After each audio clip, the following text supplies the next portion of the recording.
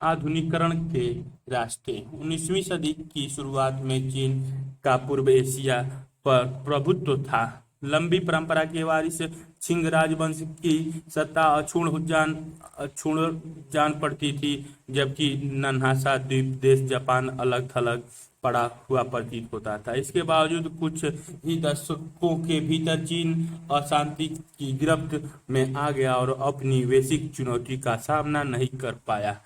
छिंग राजवंश के हाथ से राजनीतिक नियंत्रण जाता रहा, वह कारगर सुधार करने में असफल रहा और देश गृह युद्ध की लपटों में आ गया। दूसरी ओर जापान एक आधुनिक राष्ट्र राज्य के निर्माण में, औद्योगिक अर्थतंत्र की रचना में और यहाँ तक कि ताइवान 1895 तथा कोरिया 1910 को अपने में मिलाते हुए एक औपनिवेशिक साम्राज्य कायम करने में सफल रहा।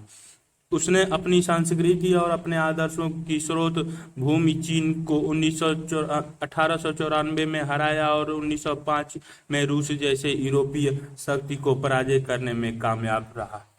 चीनियों की प्रतिक्रिया धीमी रही और उनमें उनके सामने कई कठिनाइयां आई। आधुनिक दुनिया का सामना करने के लिए उन्होंने अपनी परंपराओं को पुनः परिभाषित करने का प्रयास किया, साथ ही अपनी राष्ट्र शक्ति का पुनर्निर्माण करने और पश्चिम व जापानी नियंत्रण से मुक्त होने की कोशिश की। उन्होंने पाया कि असमानताओं को हटाने और अपने देश के पुनर्निर्माण के दोहरे मकसद को वे क्रांति के जरिए ही हासिल कर सकते हैं।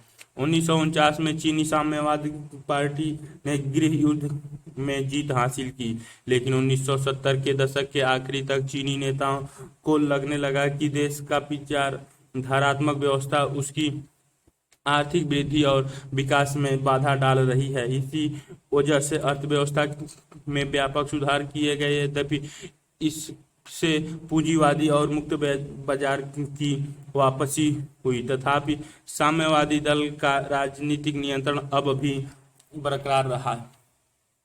जापान उन्नत औद्योगिक राष्ट्र बन गया, लेकिन साम्राज्य की लालच ने उसे युद्ध में झोंक दिया। 1945 में आंग्ल अमेरिकी सैन्य शक्ति के सामने उसे हार माननी पड़ी।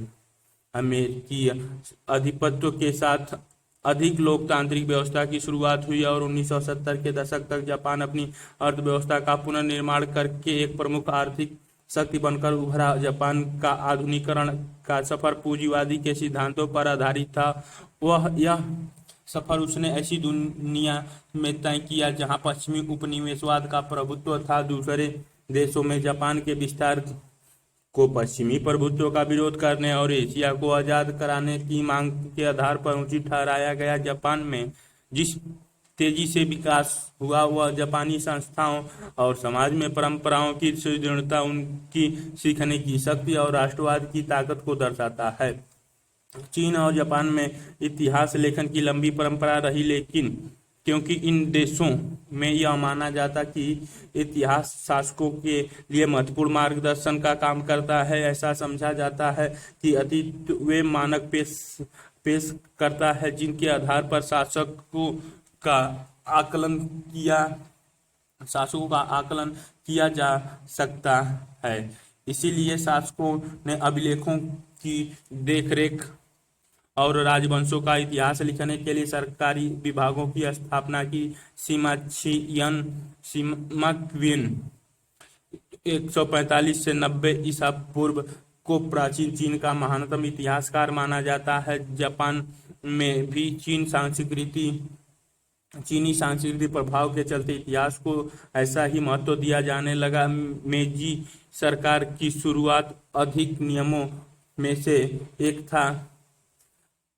1869 में एक ब्यूरो की स्थापना, जिसका काम था अभिलेखों को इकट्ठा करना। उसका एक अन्य उद्देश्य मेजी पुनर्स्थापना के बारे में मेजी विजेताओं के नजरिए से लेखन करना था। लिखित शब्द का बहुत सम्मान था और इतिहास साहित्यिक कौशल को बहुमूल्य समझा जाता था, जिसका नतीजा यह रहा कि भांति भांति के लिखित स्रोत उपलब्ध हैं। सरकार की इतिहास विद्वतापूर्ण लेखन, लोकप्रिय साहित्य और धार्मिक परिचय, मुद्रण और प्रकाशन, पूर्व आधुनिक काल में महत्वपूर्ण उद्योग थे और यह संभव है कि 18वीं शताब्दी के चीन और जापान की किसी किताब के वितरण का पता लगाया जा सके। आधुनिक विद्वान ने इसी सामग्री का इस्तेमाल नए और भिन्न तरीके से किया। आधुनिक विद्वानों ने चीनी बौद्धिकों जैसे लिमांग क्विचो या जापान में आधुनिक इतिहास के पथ प्रदर्शकों में से एक कुमे कुनी तके 1839 से 1931 जैसे बौद्धिकों के काम को आगे बढ़ाया। और इसके अलावा उन्होंने पहले के यूरोपीय मुसाफिरों के लेखन जैसे इटली के मार्को पोलो 1254 से 1324 जो चीन में 1274 से 1290 तक रहे, चीन में जोसूट पादरी मेट्रियो रिकी 1552 से 1610 और जापान में लुई फ्राइस 1532 से 1597 जैसे बुद्धिजीवियों के काम को भी आगे बढ़ाया है। इन सभी ने इन देशों के बारे में समृद्ध जानकारी दी। आधुनिक विश्व को 19वीं सदी के ईसाई मशीनरी के लेखन से भी फायदे हुए, जिनके काम से इन देशों के बारे में समझ बनाने के लिए बहुमूल्य सामग्री मिलती है। अंग्रेजी में चीनी जापानी इतिहास पर परिष्कृत पांडित्यपूर्ण काम का विशाल भंडार उपलब्ध है। चीनी सभ्यता में विज्ञान के इतिहास पर जोसेफ नीडिहम के अत्यंत महत्वपूर्ण कार्य और जापानी इतिहास और संस्कृति पर जॉर्ज सैंडसम के कार्य से इसकी शुरुआत हुई। हाल के वर्षों में चीनी और जापानी विद्वानों की लिखी चीजें अंग्रेजी में अनुदित हुई। उनमें से कुछ विद्वान तो विदेशों में ही पढ़ाते थे और अंग्रेजी में लिखते थे। 1980 से कई चीनी विद्वान जापान में ही काम करते और जापानी में लिखते आए। मतलब यह कि हमारे पास विश्व के कई हिस्सों में आने वाला विद्वतापूर्ण लेखन उपलब्ध है, जो हमें इन देशों का अधिक विस्तृत गहन परिचय देता है। नाइटो कोनन 1866 से 1934 ये चीन पर काम करने वाले प्रमुख जापानी विद्वान थे, जिनके लेखन ने अन्य जापानी लेखकों को प्रभावित किया। जापान में चीन का अध्ययन करने की लंबी परंपरा रही। नाइटो ने अपने काम में पश्चिमी इतिहास लेखन की नई तकनीकी तथा अपने पत्रकारिता के अनुभवों का इस्तेमाल किया। उन्होंने 1907 में क्योटो विश्वविद्यालय में प्राच्य अध्ययन का विभाग बनाने में मदद की। शिनोरॉन चीन पर 1914 में उन्होंने तर्क दिया कि गणतांत्रिक सरकार के जरिए चीनी सुंग राजवंश 960 से 1279 के काल में चले आ रहे अभिजात वर्ग के नियंत्रण और केंद्रीय सत्ता को खत्म कर सकते हैं। उनका मानना था कि स्थानीय समाज को पुनर्जीवित करने के का यही सही रास्ता है और सुधार यहीं से शुरू होना चाहिए थे। उन्हें चीनी इतिहास में ऐसी क्षमताएं नजर आई जो चीन को आधुनिक और लोकतांत्रिक बना सकती थी। उनके मुताबिक जापान चीन में एक अहम भूमिका निभा सकता था, लेकिन वे चीनी राष्ट्रवाद की शक्ति का सही आकलन नहीं कर पाए। परिचय। चीनी और जापान के भौतिक भूगोल में काफी अंतर है। चीन विशालकाय महाद्वीप देश है। इसमें कई तरह की जलवायु वाले क्षेत्र हैं। मुख्य क्षेत्र में 3 प्रमुख नदियां, पीली नदी हुआंग है, यांगत्से नदी छांगजियांग दुनिया की तीसरी सबसे लंबी नदी है और पर्ल नदी। देश का बहुत सा हिस्सा पहाड़ी है। मानचित्र में चीन पूर्व एशिया का चित्र दिखाया गया है। ये रूस हो गया। रूस में प्रशांत महासागर और मंगोलिया, ताजिकिस्तान और चीन और भारत। इधर प्रशांत के नीचे होक्काइडो, मंचूरिया जापान, होन्शु पूर्वी सागर जापान, टोक्यो उत्तरी सागर कोरिया, दक्षिण कोरिया, नागासाकी पीत सागर, शंघाई पूर्वी चीन सागर, क्यूशो हिरोशिमा, क्योटो के बाद शुकोकू, टोक्यो, होन्शु जापान से ही बगल में हो गया। जापानी क्षेत्र 1941 में ताइवान तक दिखाया गया है। हान सबसे प्रमुख जाति समूह है और प्रमुख भाषा है चीनी पोतगहुआ, लेकिन कई और राष्ट्रीयताएं हैं जैसे कि उइघुरु, हुई, मांचू और तिब्बती। कैटनीज, कैटन, गुआंगजाओ की बोली ऊ ए और संघाई निज, संघाई की बोली वू जैसी बोलियों के अलावा कई अल्पसंख्यक भाषाएं भी बोली जाती हैं। चीनी खानों में क्षेत्रीय विविधता की झलक मिलती है और इसमें कम से कम 4 प्रमुख तरह की खाने देखे जा सकते हैं। सबसे प्रसिद्ध पाक प्रणाली दक्षिणी व या केटोनी है, जो केटन व उसके अंतरिक्ष क्षेत्रों की है। इसकी प्रसिद्धि इस बात से है कि विदेशों में रहने वाले ज़्यादातर चीनी कैंटन प्रांत से आते हैं।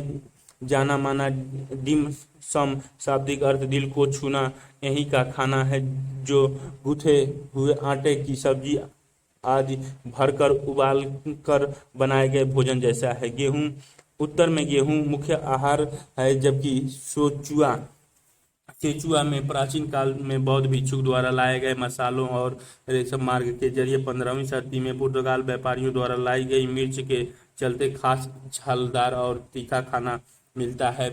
पूर्वी चीन में चावल और गेहूं दोनों खाए जाते हैं। इसके विपरीत जापान एक द्वीप श्रृंखला है जिसमें 4 सबसे बड़े द्वीप हैं, होन्शु, क्यूशु और शिकोकू और होकाइडो।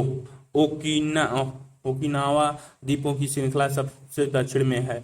लगभग बहमास वाले ही अक्षांश पर मुख्य द्वीपों की 50% से अधिक जमीनी पहाड़ी है। जापान बहुत ही सक्रिय भूकंप क्षेत्र में है।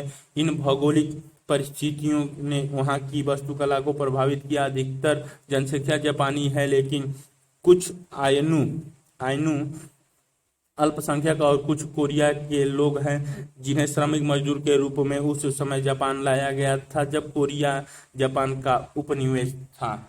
जब जापान में पशुपालन की परंपरा नहीं है। चावल बुनियादी फसल है और मछली प्रोटीन का मुख्य स्रोत है। कच्ची मछली साशिमी या सुशी अब दुनिया भर में बहुत लोकप्रिय हो गई है क्योंकि इसे बहुत सेहतमंद माना जाता है। जापान राजनीतिक व्यवस्था, जापान पर क्योतो में रहने वाले सम्राट का शासन हुआ करता था, लेकिन 12वीं सदी आते आते असली सत्ता शोगुनों के हाथ में आ गई, जो सैद्धांतिक रूप से राजा के नाम पर शासन करते थे।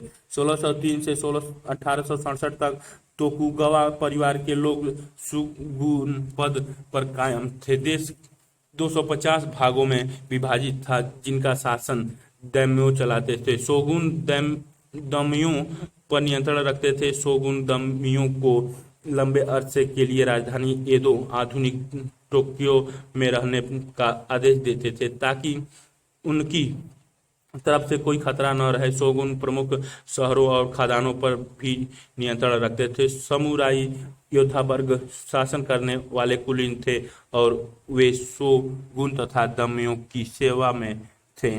16वीं शताब्दी के अंतिम भाग में 3 परिवर्तन ने नए आगे के विकास की तैयारी की। पहला, किसानों से हथियार ले लिए गए और अब केवल समुराई तलवार रख सकते थे, जिससे शांति और व्यवस्था बनी रही, जबकि पिछली शताब्दी में इस वजह से अक्सर लड़ाइयाँ होती रहती थीं।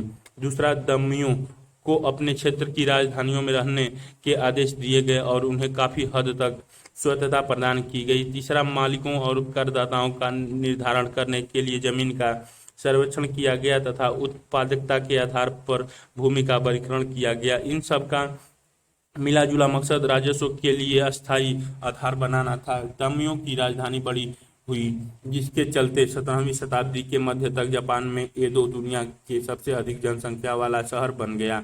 इसके अलावा ओसाका और टोक्यो अन्य बड़े शहरों के रूप में उभरे। कम से कम 6 ऐसे गढ़ वाले शहर उभरे जहां जनसंख्या 50,000 से अधिक थी। इसकी तुलना में उस समय के ज्यादातर यूरोपीय देशों में केवल एक बड़ा शहर था इससे वाणिज्य अर्थव्यवस्था का विकास हुआ और वित्त और ऋण की प्रणाली स्थापित हुई। व्यक्ति के गुण उसके पद से अधिक मूल्यवान समझे जाने लगे। शहरों में जीवन संस्कृति खिलने लगी, जहां तेजी से बढ़ते व्यापारी वर्ग ने नाटक और कलाओं को प्रोत्साहन दिया। चूंकि लोगों को पढ़ने का शौक था, होनहार लेखकों के लिए यह संभव हो सका कि वे केवल लेखन से अपनी आजीविका चला लें। वेदों में लोग नूडल की कटोरी की कीमत पर किताबें किराए पर ले सकते थे। इससे यह पता चलता है कि छपाई किस स्तर पर होती थी और पढ़ना कितना लोकप्रिय था। छपाई लकड़ी के ब्लॉकों से की जाती थी। जापानी लोग यूरोपीय छपाई को पसंद नहीं करते थे। जापान जापान अमीर देश समझा जाता था, क्योंकि वह चीन से रेशम और भारत से कपड़े जैसा विलास वस्तुएं आयात करता था। इन आयातों के लिए चांदी और सोने में कीमत अदा करने से अर्थव्यवस्था पर भार जरूर पड़ता, जिसकी वजह से टोकुगावा ने कीमती धातुओं के निर्यात पर रोक लगा दी। उन्होंने कीटों कीटों के निशिजीनी में रेशम उद्योग के विकास के लिए भी कदम उठाए, जिससे रेशम का आयात कम किया जा सके। निशिजीनी का रेशम दुनिया भर में बेहतरीन रेशम माना जाने लगा। मुद्रा का बढ़ता इस्तेमाल और चावल के शेयर बाजार का निर्माण जैसे अन्य विकास दिखाते हैं कि अर्थतंत्र नई दिशा में विकसित हो रहा था। सामाजिक और बौद्धिक बदलाव, मिसाल के लिए प्राचीन जापानी साहित्य के अध्ययन ने लोगों को यह सवाल उठाने पर मजबूर किया कि जापान पर चीन का प्रभाव किस हद तक है, और यह तर्क पेश किया गया कि जापानी होने का सार चीन के संपर्क में आने से बहुत पहले का है। यह सार की कहानी है जैसे उच्च प्राचीन साहित्य में और जापान की उत्पत्ति के पौराणिक कथाओं में देखी जा सकती है। ये मिथिक कहानियां बताती हैं कि इन द्वीपों में भगवान ने बनाया था और संपूर्ण सूर्य देवी के उत्तराधिकारी थे। निशिजन क्योटो की एक बस्ती है जो 16वीं शताब्दी से वहाँ 31 परिवारों को बुनकर संघ था।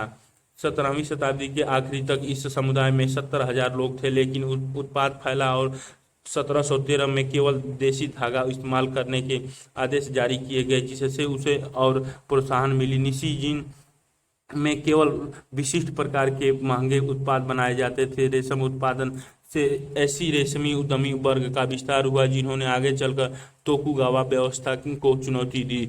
जब 1859 में विदेशी व्यापार की शुरुआत हुई, जापान से रेशम का निर्यात अर्थव्यवस्था के लिए मुनाफे का प्रमुख स्रोत बन गया। एक ऐसे समय में जब कि जापानी अर्थव्यवस्था पश्चिमी वस्तुओं से मुकाबला करने की कोशिश कर रही थी। गेंजी की कथाएं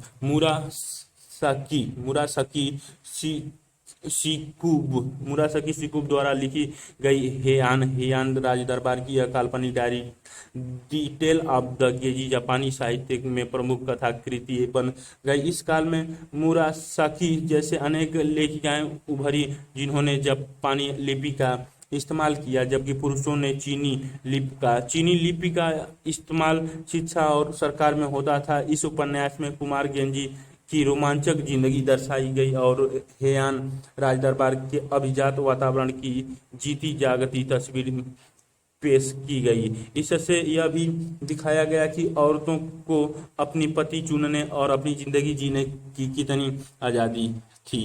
मेजी पुनर्स्थापना 1864 से 68 में मेजी वंश के नेतृत्व में तोकुगावा वंश का शासन समाप्त किया गया। मेजियों की पुनर्स्थापना के पीछे कई कारण थे। देश में तरह तरह का असंतोष था, साथ ही अंतर्राष्ट्रीय व्यापार व कूटनीति संबंधों की भी मांग की जा रही थी। इसी बीच 1853 में अमेरिका ने कमोडोर मैथ्यू पेरी 1794 से 1858 को जापानी सरकार से एक समझौते पर हस्ताक्षर करने की मांग के साथ भेजा, जिसमें जापान ने अमेरिका के साथ राजनयिक और व्यापारिक संबंध बनाए जापान ने अगले साल ऐसे समझौते पर हस्ताक्षर किए। जापान चीन के रास्ते में था और अमेरिका चीन में एक बड़ा बाजार देता था। इसके अलावा अमेरिका का प्रशांत महासागर में अपने बेड़ों के लिए ईंधन लाने की जगह चाहिए थी।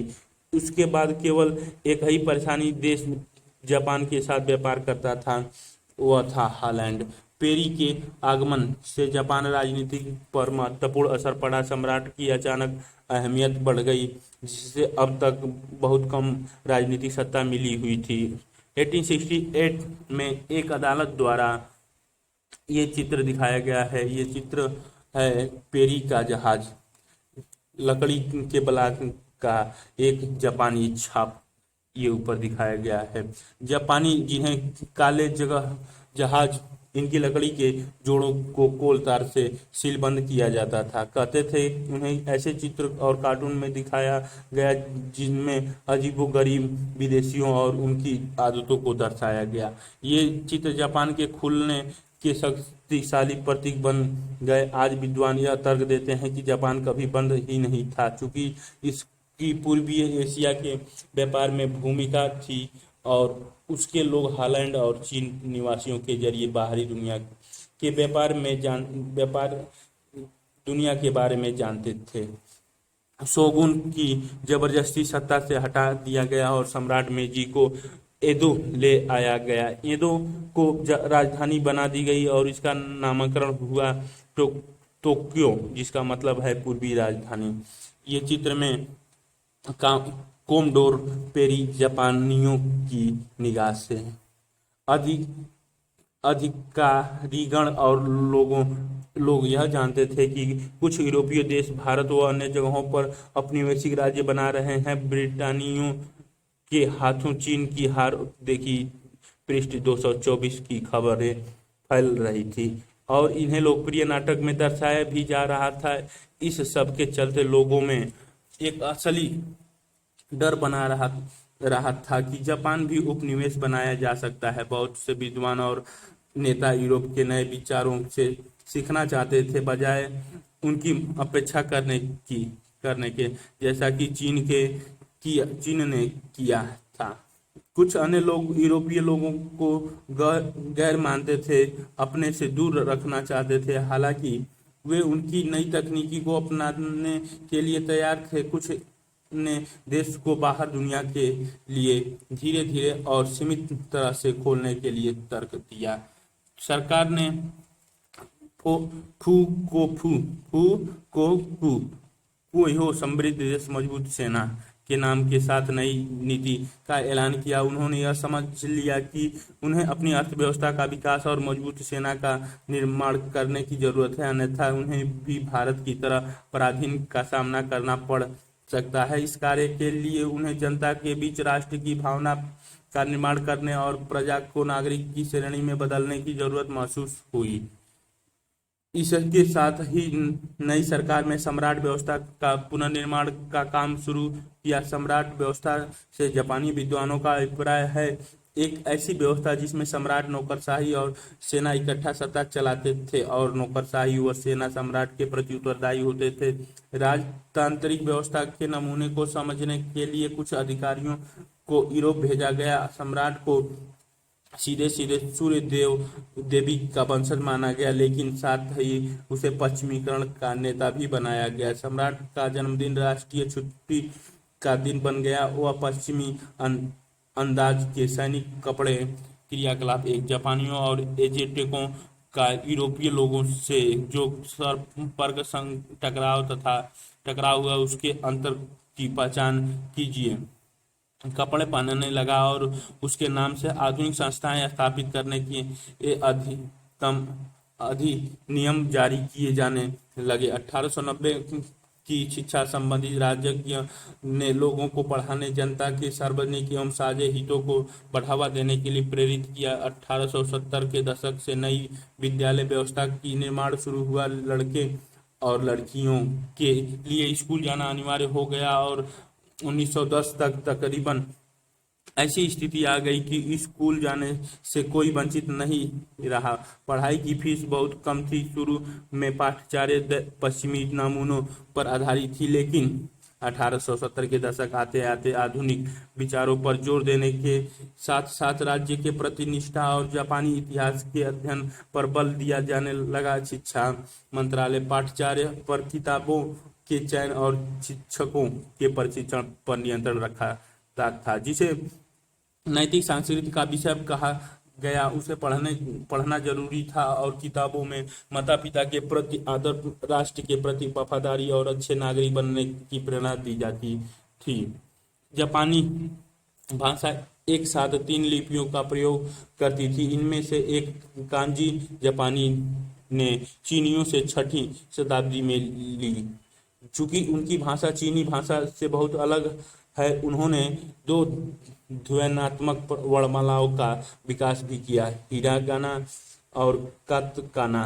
हिरागाना नारी सुलभ समझी जाती थी, क्योंकि हेआन काल में बहुत सी लेखिकाएं इसका इस्तेमाल करती थीं, जैसे कि मुरासाकी। यह चीनी चित्रात्मक चिन्हों और ध्वन्यात्मक अक्षरों हिरागाना अथवा काताकाना को मिलाकर लिखी जाती थी।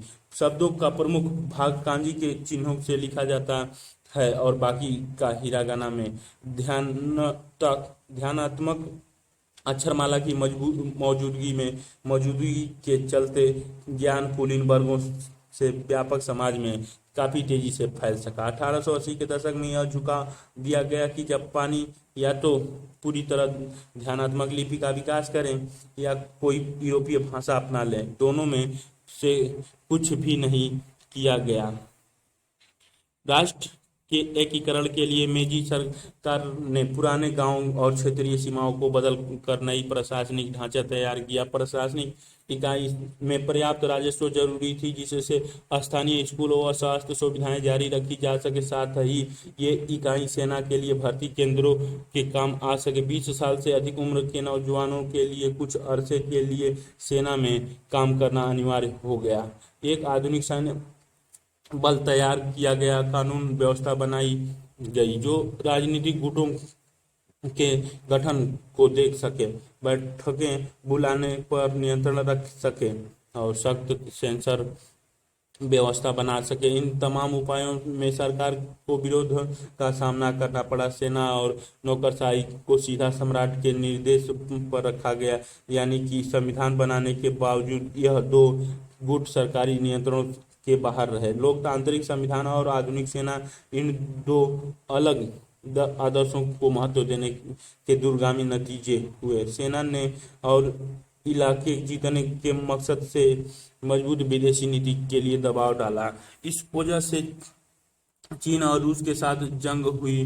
दोनों में ही जापान विजयी रहा। अधिक जनवाद की लोकप्रिय मांग अक्सर सरकार की इन आक्रामक नीतियों के विरोध में जाती थी। जापान आर्थिक रूप से विकास करता गया और उसने एक औपनिवेशिक साम्राज्य कायम किया। अपने देश में उसने लोकतंत्र के प्रसार को कुचला और साथ ही उपनिवेशकृत लोगों के साथ टकराव का रिश्ता कायम किया। ये जापानी लेख कांजी, ये चित्र में दिखाया गया, ये बगल वाला चित्र जापानी लेख है। कांजी चीनी चित्रकात्मक चिन्ह लाल और कातकाना नीला है। हिरागाना हरे रंग से दिखाया गया है। अर्थव्यवस्था का आधुनिकीकरण। मेजी सुधारों का एक अन्य महत्वपूर्ण हिस्सा अर्थव्यवस्था का आधुनिकीकरण था। इसके लिए कृषि पर कर लगाकर धन इकट्ठा किया गया। जापान की पहली रेल लाइन 1870 से 1872 में टोक्यो में और योकोहामा बंदरगाह में बिछाई गई। वस्त्र उद्योग के लिए मशीनों यूरोप से आयात की गई। मजदूरों के प्रशिक्षण के लिए विदेशी कारीगरों को बुलाया गया। साथ ही उन्हें जापानी विश्वविद्यालय और स्कूलों में पढ़ाने के लिए भेजा गया। जापानी विद्यार्थी को पढ़ाने के लिए विदेश भी भेजा गया। 1872 में आधुनिक बैंकिंग संस्थाओं का प्रारंभ हुआ। मुत्सुबिशी मुत्सुबिशी और सुमितोमो जैसे कंपनियां की सब्सिडी और करों में फायदे के जरिए प्रमुख जहाज निर्माता बनाने में मदद मिली। इससे जापानी जहाजों में होने लगा। जयबात्सु बड़ी व्यापारिक संस्था जिन पर विशिष्ट परिवारों का नियंत्रण था का प्रभुत्व दूसरे विश्व युद्ध के बाद तक अर्थव्यवस्था पर बना रहा। 1872 में जनसंख्या 3.5 करोड़ थी, जो 1920 में 5.5 करोड़ हो गई। जनसंख्या के दबाव को कम करने के लिए सरकार ने प्रवास के सक्रिय रूप को बढ़ावा दिया प्रवास को सक्रिय रूप से बढ़ावा दिया। पहले उत्तरी टापू होकाइडो की ओर, जो काफी हद तक स्वतंत्र इलाका था और जहां आइनू कहे जाने वाले देशी लोग रहते थे। फिर हवाई और ब्राजील और जापान के बढ़ते हुए औपनिवेशिक साम्राज्यों की तरफ उद्योग के विकास के साथ लोग शहरों में आए। 1925 तक 21% जनता शहरों में रहती थी। 1935 तक यह बढ़कर 32% हो गई, जो 2.25 करोड़ थी। औद्योगिक मजदूरों की संख्या 1870 में 7 लाख से बढ़कर 1913 में 40 लाख पहुंच गई और अधिकतर मजदूर ऐसे इकाइयों में काम करते थे जिनमें 5 से कम लोग थे और जिनमें मशीनों और विद्युत ऊर्जा का इस्तेमाल नहीं होता था। इन आधुनिक कारखानों में काम करने वालों में आधे से ज्यादा महिलाएं थी। 1886 में पहली आधुनिक हड़ताल का आयोजन महिलाओं ने किया। 1900 के बाद कारखानों में पुरुष की संख्या बढ़ने लगी, लेकिन 1930 के दशक में आकर ही पुरुषों की संख्या महिलाओं से अधिक हुई।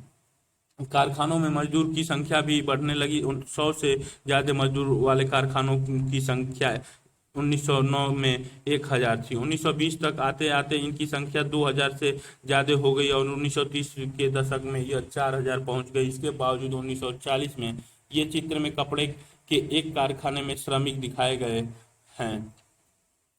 5,50,000 कारखानों में से 5 में से कम मजदूर काम करते थे और इनके परिवार केंद्रीय विचारधारा बनी रही। उसी तरह जिस तरह राष्ट्रवाद को मजबूत पैतृक व्यवस्था का सहारा था, जहां सम्राट परिवार का कुलपति माना जाता था, उद्योग के तेज और अनियंत्रित विकास और लकड़ी जैसे प्राकृतिक संसाधनों की मांग से पर्यावरण का विनाश हुआ। संसद के पहले निम्न सदन के सदस्य तनाको सोजो ने 1897 में औद्योगिक प्रदूषण के खिलाफ पहला आंदोलन छेड़ा। जब 800 गांव वासियों ने जन विरोध में इकट्ठा हुए और उन्होंने सरकार को कार्रवाई करने के लिए मजबूर किया।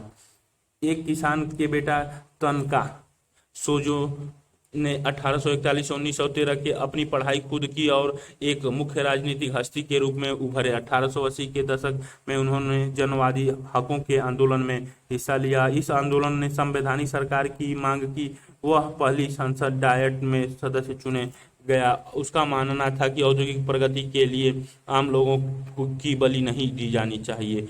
आसियो खान से वाटारासे नदियों में प्रदूषण फैला रहा था, जिसके कारण 100 वर्ग मील की कृषि भूमि बर्बाद हो रही थी और 1000 परिवार प्रभावित हो रहे थे। आंदोलन के चलते कंपनी को प्रदूषण नियंत्रण के लिए तरीके अपनाने पड़े, जिससे 1904 तक फसल सामान्य हो गई। आक्रामक राष्ट्रवाद। मेजी संविधान समिति मताधिकार पर आधारित थी और उसने डायट बनाई जिनके अधिकार सीमित थे। जापानियों ने संसद के लिए इस जर्मन शब्द का इस्तेमाल किया क्योंकि उनकी कानूनी सोच जर्मनी की सोच से प्रभावित थी। शाही पुनर्स्थापना करने वाले नेता सत्ता में बने रहे और उन्होंने राजनीतिक पार्टियों का गठन किया। 1918 से 1931 के दरमियान जनमत से चुने गए प्रधानमंत्रियों ने मंत्रिपरिषद बनाई। इसके बाद उन्होंने पार्टियों को भेद बुलाकर बनाई गई राष्ट्रीय एकता मंत्रिपरिषद के हाथों अपनी सत्ता खो दी। सम्राट सैन्य बल का कमांडर था और 1890 से ये माना जाने लगा कि थल सेना और नौसेना का नियंत्रण स्वतंत्र है। 1899 में प्रधानमंत्री ने आदेश दिया कि केवल सेवारत जनरल और एडमिरल ही मंत्री बन सकते हैं। सेना को मजबूत बनाने की मुहिम और जापान के उपनिवेश देशों के की वृद्धि इस डर से भी जुड़े हुए थे कि जापानी पश्चिमी शक्ति की दया पर निर्भर है। इस डर को सैन्य विस्तार के खिलाफ और सैन्य बलों की को अधिक ध्यान देने के लिए वसूल जाने वाले उच्चतर करों के खिलाफ उठने वाली आवाजों को दबाने में इस्तेमाल किया गया। एक पत्रिका का आवरण पृष्ठ नवयुवकों को देश हेतु लड़के के लिए प्रेरित किया जा रहा था लड़ने के लिए प्रेरित किया जा रहा था। ये चित्र छत्र सैनिकों के चित्र दिए गए हैं। छत्र सैनिकों का चित्र है। पश्चिमीकरण और परंपरा। जापान के अन्य देशों के साथ संबंधों पर जापानी बुद्धिजीवियों के अनुक्रमिक पीढ़ियों के विचार अलग अलग थे। कुछ के लिए अमेरिका और पश्चिमी यूरोप देश सभ्यता की ऊंचाइयों पर थे जहां जापान पहुंचने की आकांक्षा रखता था। फुकुजावा युकिची मेजी काल के प्रमुख बुद्धिजीवियों में से तो उनका कहना था कि जापान को अपने में से एशिया को निकाल फेंकना चाहिए। जापान को अपने एशियाई लक्षण छोड़ देने चाहिए और पश्चिमी का हिस्सा बन जाना चाहिए। फुकुजावा यूचिक 1835 से 1901 में इसका जन्म एक गरीब समुराई परिवार में हुआ था। इसकी शिक्षा नागासाकी और ओसाका में हुई। उन्होंने डच और पश्चिमी विज्ञान पढ़ा और बाद में अंग्रेजी भी। 1960 में वे अमेरिका में पहले जापानी दूतावास में अनुवादक के रूप में गए। इससे उन्हें पश्चिमी पर किताब लिखने के लिए बहुत कुछ मिला। उन्होंने अपने विचार क्लासिक नहीं बल्कि बोलने चलने के अंदाज में लिखे। यह किताब बहुत ही लोकप्रिय हुई। उन्होंने एक शिक्षा संस्थान स्थापित किया जो आज केओ विश्वविद्यालय के नाम से जाना जाता है। वे मोरोकुसा संस्थान के मुख्य सदस्य में से थे।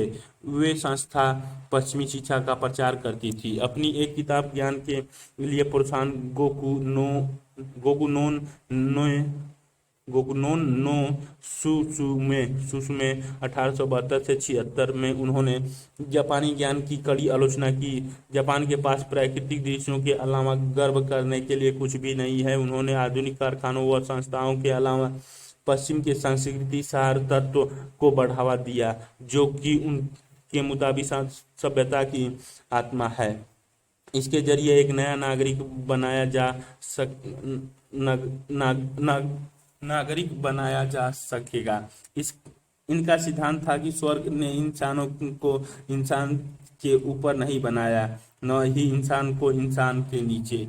अगली पीढ़ी ने पश्चिमी विचारों को पूरी तरह से स्वीकार करने पर सवाल उठाए और कहा कि राष्ट्रीय गर्व देशी मूल्यों पर निर्मित होना चाहिए। दर्शन शास्त्री मियाके सेत्सुरे 1860 से 1945 ने तर्क पेश किया कि विश्व सभ्यता के हित में हर राष्ट्र को अपने खास हुनर का विकास करना चाहिए। अपने को अपने देश के लिए समर्पित करना, अपने को विश्व को समर्पित करना। इसकी तुलना में बहुत से बुद्धिजीवी पश्चिमी उदारवाद की तरफ आकर्षित थे और चाहते थे कि जापान अपना आधार सेना की बजाय लोकतंत्र पर बनाए। संवैधानिक सरकार की मांग करने वाले जनवादी अधिकारों के आंदोलन के नेता उएकी एमोरी 1857 से 1892 फ्रांसीसी क्रांति में मानव के प्राकृतिक अधिकार और जन प्रभुसत्ता के सिद्धांत के प्रशंसक थे। वे उदारवादी शिक्षा के पक्ष में थे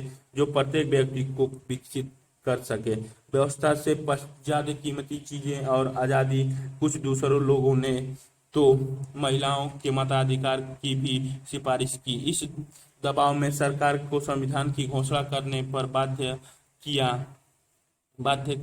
रोजमर्रा की जिंदगी जापान का एक आधुनिक समाज में रूपांतरण रोजाना की जिंदगी में आए बदलाव में भी देखा जा सकता है। पैतृक परिवार व्यवस्था में कई पीढ़ियां परिवार के मुखिया के नियंत्रण में रहती थी, लेकिन जैसे जैसे लोग समृद्ध हुए, परिवार के बारे में नए विचार फैलने लगे। नए घर, जिसे अब जापानी अंग्रेजी शब्द का इस्तेमाल करते हुए होमू कहते हैं, का संबंध मूल परिवार से था, जहां पति पत्नी साथ रह सके रह कर कमाते और घर बसाते थे। पारिवारिक जीवन की इस नई समझ ने नए तरह के घरेलू उत्पादों, नए किस्म के पारिवारिक मनोरंजन और नए प्रकार के घरों की मांग पैदा की। 1920 के दशक में निर्माण कंपनियों ने शुरू में 200 एन देने की बाद लगातार 10 साल के लिए 12 एन माहवार की किस्तों पर लोगों को सस्ते मकान मुहैया कराए। यह एक ऐसे समय में जब एक बैंक कर्मचारी उच्च शिक्षा प्राप्त व्यक्ति की तनख्वाह 40 एन प्रति माह थी। ये बिजली से चलने वाले नवीन घरेलू वस्तु, चावल पकाने वाला कुकर, अमेरिकी भूनक, मांस व मछली भूनने वाला, ब्रेड सेकने वाला टोस्टर, कार क्लब, मेगा आधुनिक लड़की के लिए संक्षिप्त शब्द। यह 20वीं शताब्दी में लिंग बराबरी, विश्व जननी, कॉस्मोपॉलिटन संस्कृति और विकसित अर्थव्यवस्था के विचार के साथ एक साथ आने का सूचक है। नए मध्यम वर्ग परिवारों के आगमन और मनोरंजन के नए तरीकों का लुत्फ उठाया।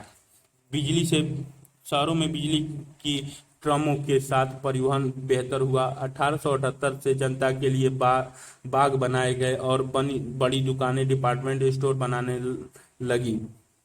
टोक्यो में गिनबुरा के लिए एक फैशनेबल इलाका बन गया। गिनबुरा शब्द गिंजा और बुरबुरा मिलाकर बना गया था। बुरबुरा का अर्थ है बिना किसी लक्ष्य का घूमना।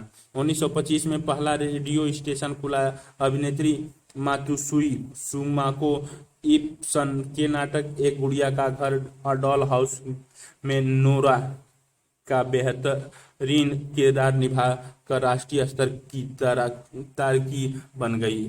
1899 में फिल्में बनाने लगी और जल्द ही दर्जन भर कंपनियां सैकड़ों की तादाद में फिल्में बनाने लगी। यह दौर ओज से भरा हुआ था और इस दौरान सामाजिक और राजनीतिक व्यवहार के पारंपरिक मानकों पर सवाल उठाए गए। औरतों का कार क्लब ये चित्र में दिखाया गया है। औरतों का कार क्लब। आधुनिकता पर विजय। सत्ता केंद्रित राष्ट्रवाद को 1930 से 40 के दौरान बढ़ावा मिला, जब जापान ने चीन और एशिया में अपने उपनिवेश बढ़ाने के लिए लड़ाइयाँ छेड़ी। ये लड़ाइयाँ दूसरे विश्व युद्ध में जाकर मिल गई, जब जापान ने अमेरिका के पर्ल हार्बर पर हमला किया। इस दौर में सामाजिक नियंत्रण में वृद्धि हुई। असहमति प्रकट करने वाले पर जुल्म ढाए गए, उन्हें जेल भेजा गया। देशभक्तों की ऐसी संस्थाएं बनी जो युद्ध का समर्थन करती थी। इनमें महिलाओं के कई संगठन थे। 1943 में एक संगोष्ठी हुई, आधुनिकता पर विजय। इसमें जापान के सामने जो दुविधा थी वह उस पर चर्चा हुई, यानी आधुनिक रहते हुए पश्चिमी पर कैसे विजय पाई जाए। संगीतकार मोराई साबुरो ने सवाल उठाया कि संगीत को एक उद्दीपन की कला से वापस लाकर आत्मा की कला के रूप में उसका पुनर्वास कैसे कराया जाए। वे पश्चिमी संगीत को नकार नहीं रहे थे, वे ऐसी राह खोज रहे थे कि जहां जापानी संगीत को पश्चिमी वाद्य पर बजाए या दोहराए जाने से आगे ले जाया जा सके। दार्शनिक शास्त्री निशितानी केजी ने आधुनिक को 3 पश्चिमी धाराओं के मिलान और एकता से परिभाषित किया। पुनर्जागरण, प्रोटेस्टेंट सुधारक और प्राकृतिक विज्ञानों का विकास। उन्होंने कहा कि जापान की नैतिक ऊर्जा, यह शब्द जर्मन दर्शन शास्त्री रांके से लिया गया है, न उसे एक उपनिवेश बनने से बचा लिया, और जापान का फर्ज बनता है कि नई विश्व पद्धति, एक विशाल पूर्वी एशिया के निर्माण का, इसके लिए एक नई सोच की जरूरत है जो विज्ञान और धर्म को जोड़ सके। क्रियाकलाप। निशितानी ने आधुनिक को जिस तरह परिभाषित किया, क्या आप उससे सहमत हैं? हार के बाद एक वैश्विक आर्थिक शक्ति के रूप में वापसी। जापान की औपनिवेशिक साम्राज्य कोशिशें संयुक्त बलों के हाथ हार कर खत्म हो गई। यह तर्क दिया गया कि युद्ध जल्द ही खत्म करने के लिए हिरोशिमा और नागासाकी पर नाभिकीय बम गिराए गए, लेकिन अन्य लोगों का मानना है कि इतने बड़े पैमाने पर विध्वंसक और दुख दर्द का तांडव हुआ वह पूरी तरह से अनावश्यक था। अमेरिकी नेतृत्व वाले कब्जे 1945 से 47 के दौरान जापान की विसैन्यीकरण कर दिया गया और एक नया संविधान लागू हुआ। इसके अनुच्छेद 9 के तथाकथित युद्ध न करने के वाक्यांश के अनुसार युद्धों का राष्ट्रीय नीति के साधने के रूप में इस्तेमाल वर्जित है। कृषि सुधार, व्यापारिक संगठन और पुनर्गठन और जापानी अर्थव्यवस्था में जापानशु यानी बड़ी एकाधिकार कंपनियों की पकड़ को खत्म करने की भी कोशिश की गई। राजनीतिक पार्टियों को पुनर्जीवित किया गया और जंग के बाद पहले चुनाव 1946 में हुआ। इसमें पहली बार महिलाओं ने भी मतदान किया। अपनी भयंकर हार के बावजूद जापानी अर्थव्यवस्था का जिस तेजी से पुनर्निर्माण हुआ उसे एक युद्धोत्तर चमत्कार कहा गया, लेकिन यह चमत्कार से कहीं अधिक था और इसकी जड़ें जापान के लंबे इतिहास में निहित थी। संविधान को औपचारिक स्तर पर गणतांत्रिक रूप इसी समय दिया गया, लेकिन जापान में जनवादी आंदोलन और राजनीतिक भागीदारी का आधार बढ़ाने में बौद्धिक सक्रियता की ऐतिहासिक परंपरा रही। युद्ध से पहले के काल की सामाजिक संबद्धता को गणतांत्रिक रूपरेखा के बीच सुदृढ़ किया गया। इसके चलते सरकार, नौकरशाही और उद्योग के बीच एक करीबी रिश्ता कायम हुई। अमेरिकी समर्थन और साथ ही कोरिया और वियतनाम में जंग से जापानी अर्थव्यवस्था को मदद मिली। 1964 में टोक्यो में हुए ओलंपिक खेल जापानी अर्थव्यवस्था की परिपक्वता के प्रतीक बनकर सामने आई। इस तरह तेजी गति से शिंकानसेन यानी बुलेट ट्रेन की जाल भी 1964 में शुरू हुआ।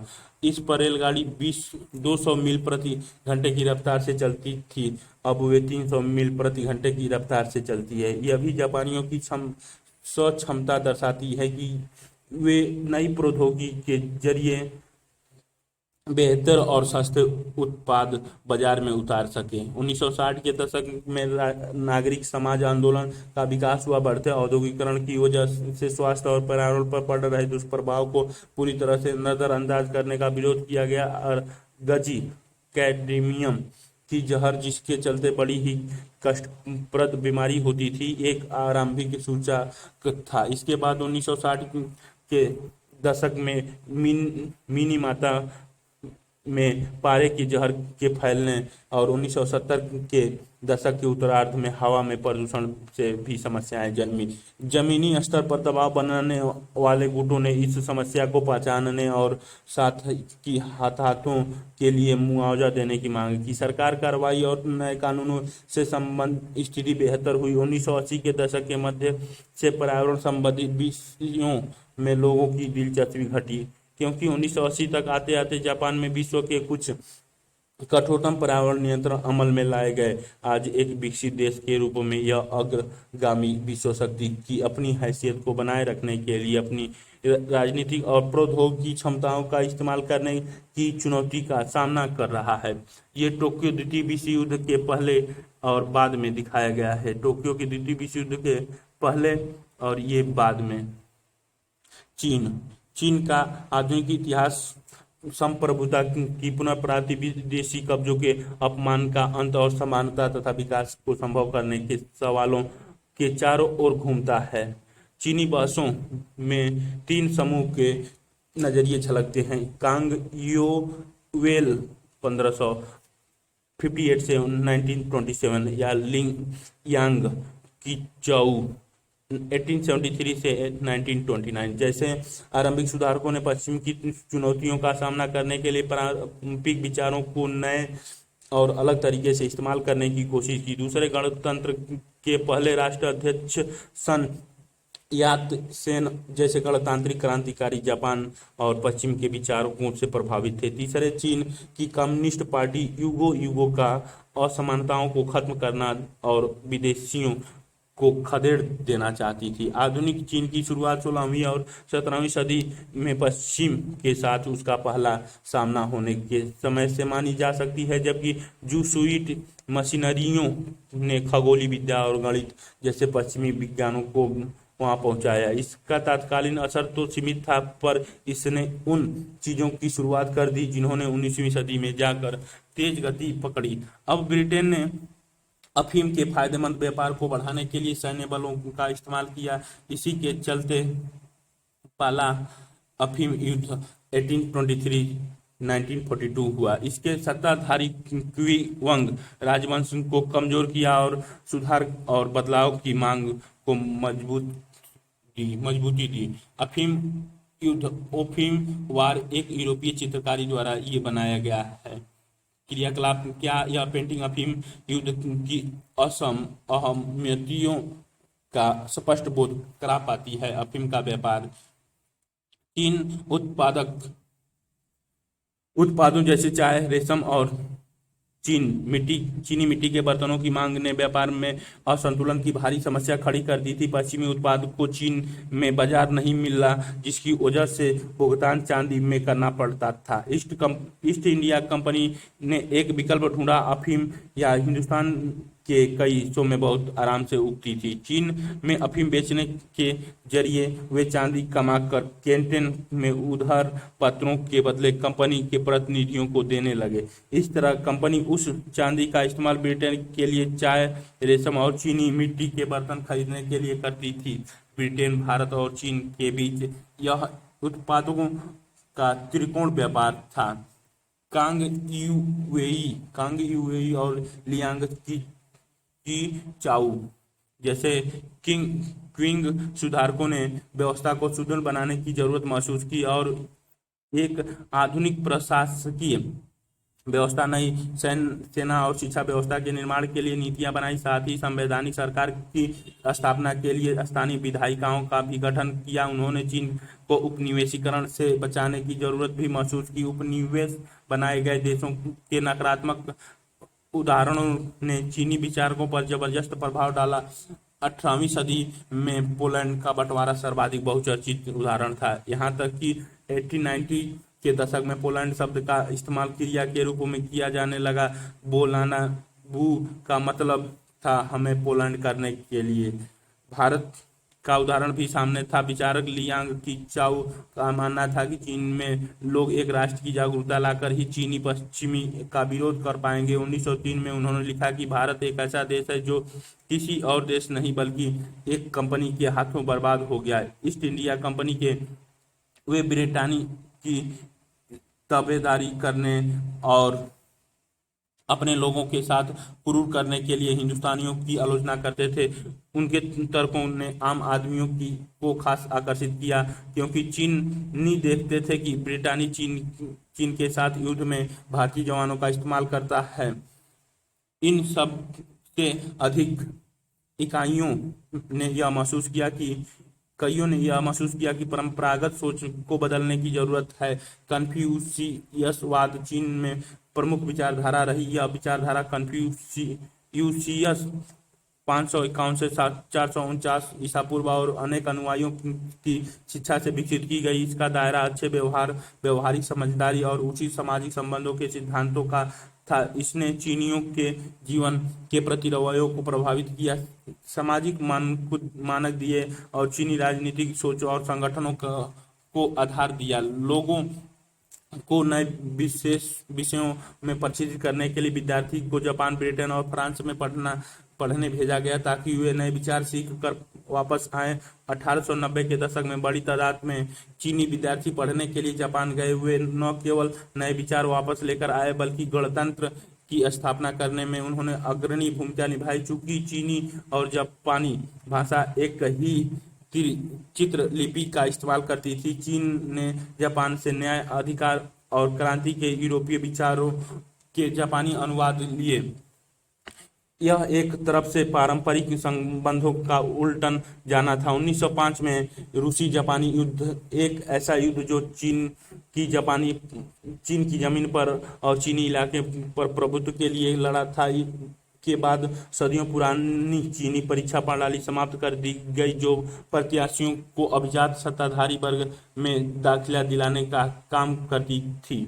परीक्षा प्रणाली अभिजात सत्ताधारी वर्ग में प्रवेश 1850 तक लगभग 11 लाख ज्यादातर इम्तिहान के जरिए ही होता था। इसमें 8 भाग वाला निबंध निर्धारित प्रपत्र में पाकुवेन शास्त्रीय चीन में लिखना होता था। यह परीक्षा विभिन्न स्तरों पर हर 3 साल में 2 बार आयोजित की जाती थी। पहले स्तर की परीक्षा में केवल 1 से 2% लोग 24 साल की उम्र तक पास हो पाते थे और वे सुंदर प्रतिभा बन जाते थे। इस डिग्री से उन्हें निचले कुलीन वर्ग में प्रवेश मिल जाता था। 1850 से पहले किसी भी समय 5,26,889 सिविल और 2,12,330 सैन्य प्रांतीय सेंग हुगान डिग्री वाले लोग पूरे देश में मौजूद थे। देश में केवल 27,000 राजकीय पद थे, इसीलिए कई निचले दर्जे के डिग्री धारकों के पास नौकरी नहीं होती थी। यह इम्तिहान विज्ञान और प्रौद्योगिकी के विकास में बाधक का काम करता था, क्योंकि इसमें सिर्फ साहित्य कौशल की मांग होती थी। चूंकि यह क्लासिक चीनी सिखाने के हुनर पर आधारित था, जिसकी आधुनिक विश्व में कोई प्रासंगिक नजर नहीं आती थी, इसीलिए 1905 में यह प्रणाली को खत्म कर दिया गया। गणतंत्र की स्थापना 1911 में मांचू साम्राज्य समाप्त कर दिया गया और सन यात सेन 1866 से 1925 के नेतृत्व में गणतंत्र की स्थापना की गई। वे निर्वादित रूप से आधुनिक चीन के संस्थापक माने जाते हैं। वे एक गरीब परिवार से थे और उन्होंने मिशन स्कूल में शिक्षा ग्रहण की, जहां उनका परिचय लोकतंत्र और ईसाई धर्म से हुआ। उन्होंने डॉक्टरी की पढ़ाई की, लेकिन वे चीन के भविष्य को लेकर चिंतित थे।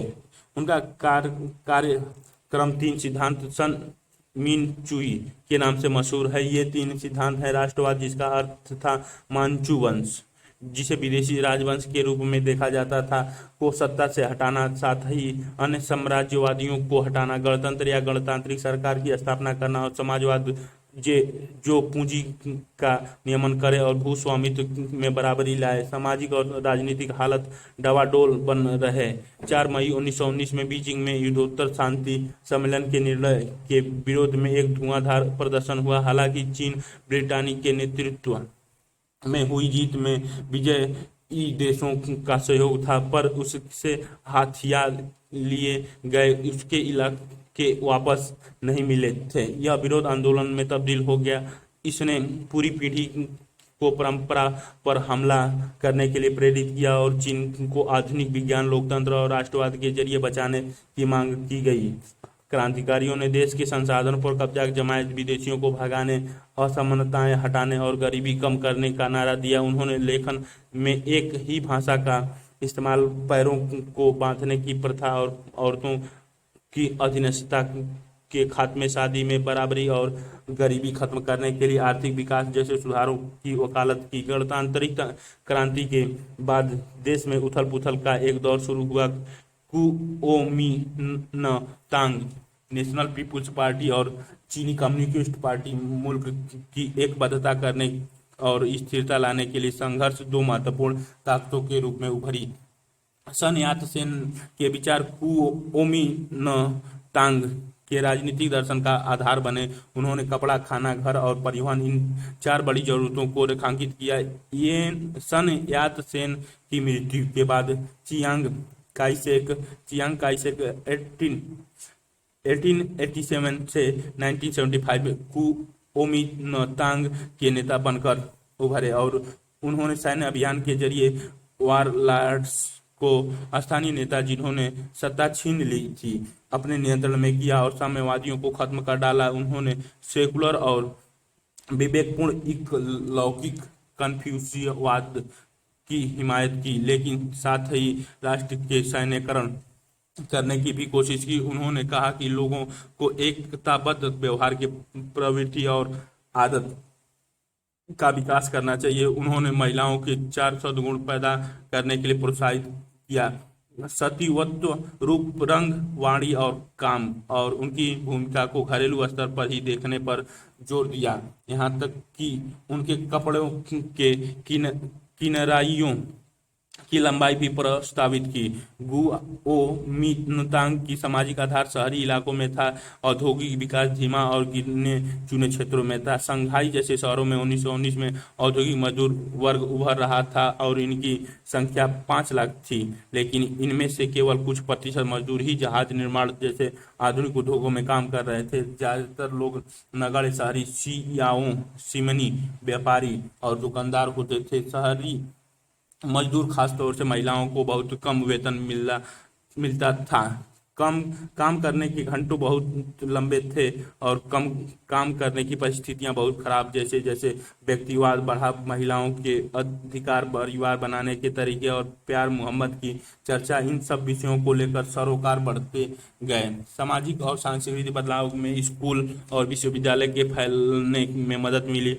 पीकिंग विश्वविद्यालय की स्थापना 1902 में हुई। पत्रकारिता फली फूली, जो कि इस नई सोच के प्रति आकर्षण का आईना थी। साओ टोफेन 1895 से 1944 द्वारा संपादित लोकप्रिय लाइफ वीकली इस नई विचारधारा का प्रतिनिधि थी। इसने अपने पाठकों को नए विचार से साथ ही गांधी और तुर्की के आधुनिकता पसंद नेता कमाल आतातुर्क जैसे नेताओं से अवगत कराया। इसका विवरण 1926 में केवल 2000 प्रतियों से बढ़कर 1933 में 2 लाख तक हो गया। क्रियाकलाप 4, भेदभाव का एहसास लोगों को कैसे एकबद्धता करता है। 1935 का संघाई में एक काला अमेरिकन तुरही-वादक बक क्लेटन अपने जैज और कैस्ट्रा के साथ विशेषाधिकार प्राप्त प्रवासियों की जिंदगी जी रहे थे, लेकिन वह काला था और एक बार कुछ गोरे अमेरिकियों ने उसे तथा उसके वाद्य मंडली के सदस्यों के साथ मारपीट करके उन्हें उनका गायन वादन वाले होटल से बाहर निकाल दिया। सो अमेरिकी होने के बावजूद खुद नस्ली भेदभाव का शिकार होने के कारण चीनियों के दुख दर्द के साथ उनकी बहुत सहानुभूति दी। गोरे अमेरिकियों के साथ हुई अपनी लड़ाई जिसमें वे जीत गए के बारे में वह लिखते हैं, चीनी तमाशबीनों ने हमारे साथ ऐसा बर्ताव किया जैसे हमने उनका अभिष्ट काम संपन्न किया हो और घर पहुंचाने तक रास्ते भर वे किसी विजेता फुटबॉल टीम की तरह हमारा अभिनंदन करते रहे। चीनियों की गरीबी और कठोर जीवन चर्चा के बारे में वह लिखता है, मैं कभी कभी देखता कि 20 या 30 कुली मिलकर किसी बड़े भारी ठेले को खींच रहे हैं, जो कि अमेरिका में किसी ट्रक द्वारा या घोड़े द्वारा खींचा जाता। ये लोग इंसानी घोड़ों से अलग कुछ नहीं लगते थे और पूरा काम करने के बाद इन्हें इतनी ही मिलता था कि किसी तरह पेट भर चावल और सोने की जगह हासिल कर लें। मेरी समझ में नहीं आता कि वे कैसे अपना काम चलाते थे। रिक्शा खींचने वाला लान जिया द्वारा बनाया गया काष्ठ चित्र लाओ से 1936 में द्वारा रचित उपन्यास रिक्शा का गौरव ग्रंथ बनाया गया। ये चित्र में दिखाया गया है खींच रहे हैं लोग। देश को एकीकृत करने में अपनी कोशिशों के बावजूद कुओमिन्तांग अपने सांस्कृतिक, सामाजिक आधार और सीमित राजनीतिक दृष्टि के चलते असफल हो गए। सन यात-सेन के कार्यक्रम का बहुत अहम हिस्सा पूंजी का नियमन और भूमि सुधार में बराबरी लाना कभी अमल में नहीं आया, क्योंकि पार्टी ने किसानों और बढ़ती सामाजिक असमानता की अनदेखी की। इसने लोगों की समस्या पर ध्यान देने के बजाय फौजी और व्यवस्था थोपने का प्रयास किया। बढ़ती हुई कीमतों की कहानी, बैल 1937 में, सुअर 1939 में, आटे की बोरी 1941 में, मुर्गी 1943 में, अंडे 1945 में, कोयले का टुकड़ा 1947 में, पन्ना 1949 में। समय रेखा, जापान चीन 1603 में तोकुगावा लीयासु द्वारा इंडो शोगुनेट की स्थापना 1644 से 1911 में, छिंग राजवंश 1630 में डचों के साथ अपने सीमित व्यापार को छोड़कर अन्य पश्चिमी शक्तियों के लिए जापान के दरवाजे बंद। 1839 से 60 दो अफीम युद्ध। 1854 में जापान और संयुक्त राज्य अमेरिका द्वारा शांति समझौते को अंतिम रूप देना, जापान की अलगाव का अंत। 1868 में मेजी पुनर्स्थापना 1872 में अनिवार्य शिक्षा व्यवस्था, टोक्यो और याकोहामा के बीच पहली रेलवे लाइन। 1889 में मेजी संविधान अमल में आया। 1894 से 95 में चीन और जापान के बीच युद्ध हुआ। 1904 से 5 में जापान और रूस के बीच युद्ध हुआ। 1910 कोरिया का सम्मेलन। 1945 तक उपनिवेश। 1912 में 7 सेना द्वारा कुओमिन्तांग की स्थापना। 1914 से 18 में पहला विश्व युद्ध। 1919 में 4 मई का आंदोलन। 1925 में सभी पुरुषों को मताधिकार। 1921 में चीनी कम्युनिस्ट पार्टी की स्थापना। 1921 में चीन पर जापान का हमला। 1926 से 49 तक चीन में गृह युद्ध। 1941 से 45 तक प्रशांत युद्ध। 1934 में लॉन्ग मार्च। 1945 में हिरोशिमा और नागासाकी पर अणु बम विस्फोट। 1945 1946 से 52 तक अमेरिका के नेतृत्व में जापान पर कब्जा। जापान का लोकतांत्रिकीकरण और असैनिकीकरण करने के लिए सुधार। 1949 में चीन का जनवादी गणतंत्र चियांग काई शेक ने ताइवान में चीनी गणतंत्र की स्थापना की। 1956 में जापान संयुक्त राष्ट्र का सदस्य बना। 1962 में सीमा विवाद को लेकर भारत पर चीन का आक्रमण। 1964 में एशिया में पहली बार टोक्यो में ओलंपिक खेले। 1966 में सांस्कृतिक क्रांति। 1976 में माओ जेडुंग का और चाउ एन लाई का निधन। 1997 में ब्रिटेन द्वारा चीन को हांगकांग की वापसी। चीन साम्यवादी दल का उदय। 1937 में जब जापानियों ने चीन पर हमला किया तो कुओमिन्तांग पीछे हट गए। इसे लंबे और थकान वाले युद्ध ने चीन को कमजोर कर दिया। 1945 और 1949 के दरमियान कीमतें 30% प्रति महीने की रफ्तार से बढ़ी। इससे आम आदमी की जिंदगी तबाह हो गई। ग्रामीण चीन में 2 संकट थे। एक पर्यावरण संबंधी, जिसमें बंजर जमीन, वनों का नाश और बाढ़ शामिल थे। दूसरा सामाजिक आर्थिक, जो विनाशकारी जमीन प्रथा, ऋण, आदिम प्रौद्योगिकी और निम्न स्तरीय संचार का कारण था। चीन में साम्यवादी पार्टी की स्थापना 1931 में रूसी क्रांति के कुछ समय बाद हुई। रूसी सफलता ने पूरे दुनिया पर जबरदस्त प्रभाव डाला। लेनिन और ट्रॉट्स्की जैसे नेता ने मार्च 1918 में केमिंस्टन या तृतीय अंतर्राष्ट्रीय थर्ड इंटरनेशनल का गठन किया, जिससे विश्व स्तरीय सरकार बनाई जाए जो शोषण को खत्म कर सके। केमिंटन और सोवियत संघ ने दुनिया भर में साम्यवादी पार्टियों का समर्थन किया। उनकी परंपरागत मार्क्सवादी समझ थी कि क्रांति शहरी इलाकों में मजदूर वर्गों के जरिए आएगी। शुरू में विभिन्न देशों के लोग इससे बहुत आकर्षित हुए, लेकिन जल्द ही यह सोवियत यूनियन के स्वार्थों का हथियार बन गया और 1943 में इसे खत्म कर दिया गया। माओ त्से-तुंग 1893 से 1976 ने जो CCP के प्रमुख नेता के रूप में उभरे। क्रांति के कार्यक्रम को किसानों पर आधारित करते हुए एक अलग रास्ता चुना। उनकी सफलता में चीनी साम्यवादी पार्टी एक शक्तिशाली राजनीतिक ताकत बनी, जिससे अंततः कुओमिन्तांग पर जीत हासिल की। माओ से तुंग के अमूल परिवर्तनवादी तौर तरीकों की जियांगसी में देखा जा सकता है, जहां पहाड़ों में 1928 से 1934 के बीच उन्होंने कुओमिन्तांग के हमलों से सुरक्षित शिविर लगाए।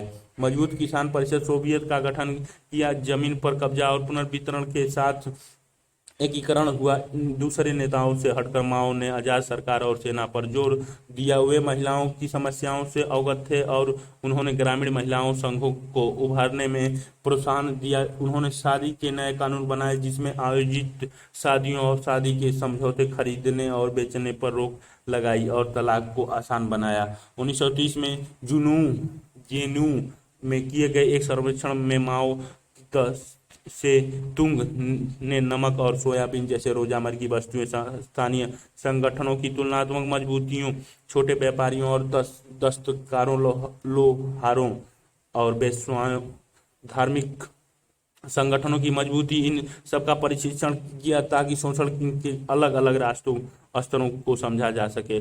उनमें ऐसे आंकड़े इकट्ठे किए कि कितने किसानों ने अपने बच्चों को बेचा है और इसके लिए उन्हें कितने पैसे मिले। ये लड़के 100 से 200 युवान पर बिकते थे, लेकिन लड़कियों की बिक्री के कोई उदाहरण नहीं मिले, क्योंकि जरूरत मजदूरों की थी, लैंगिक शोषण की नहीं। इस अध्ययन के आधार पर उन्होंने सामाजिक समस्याओं को सुलझाने के तरीके पेश किए। कम्युनिस्ट कम्युनिस्टों की सोवियत की कुओमिंतांग द्वारा नाकेबंदी ने पार्टी को दूसरे आधार ढूंढने पर मजबूर किया। इसके चलते उन्हें लॉन्ग मार्च 1934 से 1935 पर जाना पड़ा, जो कि संगसी तक 6000 मील का मुश्किल सफर था। नए अड्डयान में उन्होंने युद्ध, सामंतवाद, वर्डलिज्म को खत्म करने, भूमि सुधार लागू करने और विदेशी साम्राज्यवाद से लड़ने के कार्यक्रम को आगे बढ़ाया। इससे उन्हें मजबूत सामाजिक आधार मिला। युद्ध के मुश्किल सालों में साम्यवादी और कुओमिन्तांग ने मिलकर काम किया, लेकिन युद्ध खत्म होने के बाद साम्यवादी सत्ता में आ गए और कुओमिन्तांग की हार हो गई। पीले वाले साम्यवादी क्षेत्र को दर्शा रहा है। लॉन्ग मार्च का मुख्य मार्ग और अन्य मार्ग: मंचूरिया, बाहरी मंगोलिया, पीकिंग, पीत नदी, कोरिया, एयान, हवांगो नदी, चीन, यांगसी नदी, सचुआन, क्यागसी, जूचीन, ताइवान, मेकांग नदी, यूनान, क्वांगसी, बर्मा। मानचित्र 2 में लॉन्ग मार्च का चित्र दिखाया गया है। ये कैमरा चित्र 1941 में लॉन्ग मार्च पर सैनिक द्वारा बंजर भूमि को कृषि योग्य बनाते हुए दिखाई गए हैं। नए जनवाद की स्थापना 1949 से 1965। पीपुल्स रिपब्लिक ऑफ चाइना की सरकार 1949 में कायम हुई। वह नए लोकतंत्र के सिद्धांतों पर आधारित थी। सर्वहारा की तानाशाही जिसे काम करने का दावा सोवियत संघ का था से भिन्न नए लोकतंत्र सभी सामाजिक वर्गों का गठबंधन था। अर्थव्यवस्था के मुख्य क्षेत्र सरकार के नियंत्रण में रखे गए और निजी कारखानों और भूस्वामित्व को धीरे धीरे खत्म किया गया। यह कार्यक्रम 1953 तक चला, जब सरकार ने समाजवादी कार्यक्रम का बदलाव का कार्यक्रम शुरू करने की घोषणा की। 1958 में लंबी छलांग वाले आंदोलन की नीति के जरिए देश का तेजी से औद्योगिकरण करने की कोशिश की। ये लोगों ने अपने घर के पिछवाड़ों में इस्पात की भट्टियां लगाने के लिए प्रोत्साहित किया गया। ग्रामीण इलाकों में पीपुल्स कम्यून्स, जहां लोग इकट्ठे जमीन के मालिक थे, मिलजुल कर फसल उगाते थे, शुरू किए गए। 1958 तक 26,000 ऐसे समुदाय थे जो कि कृषि आबादी का 98% था।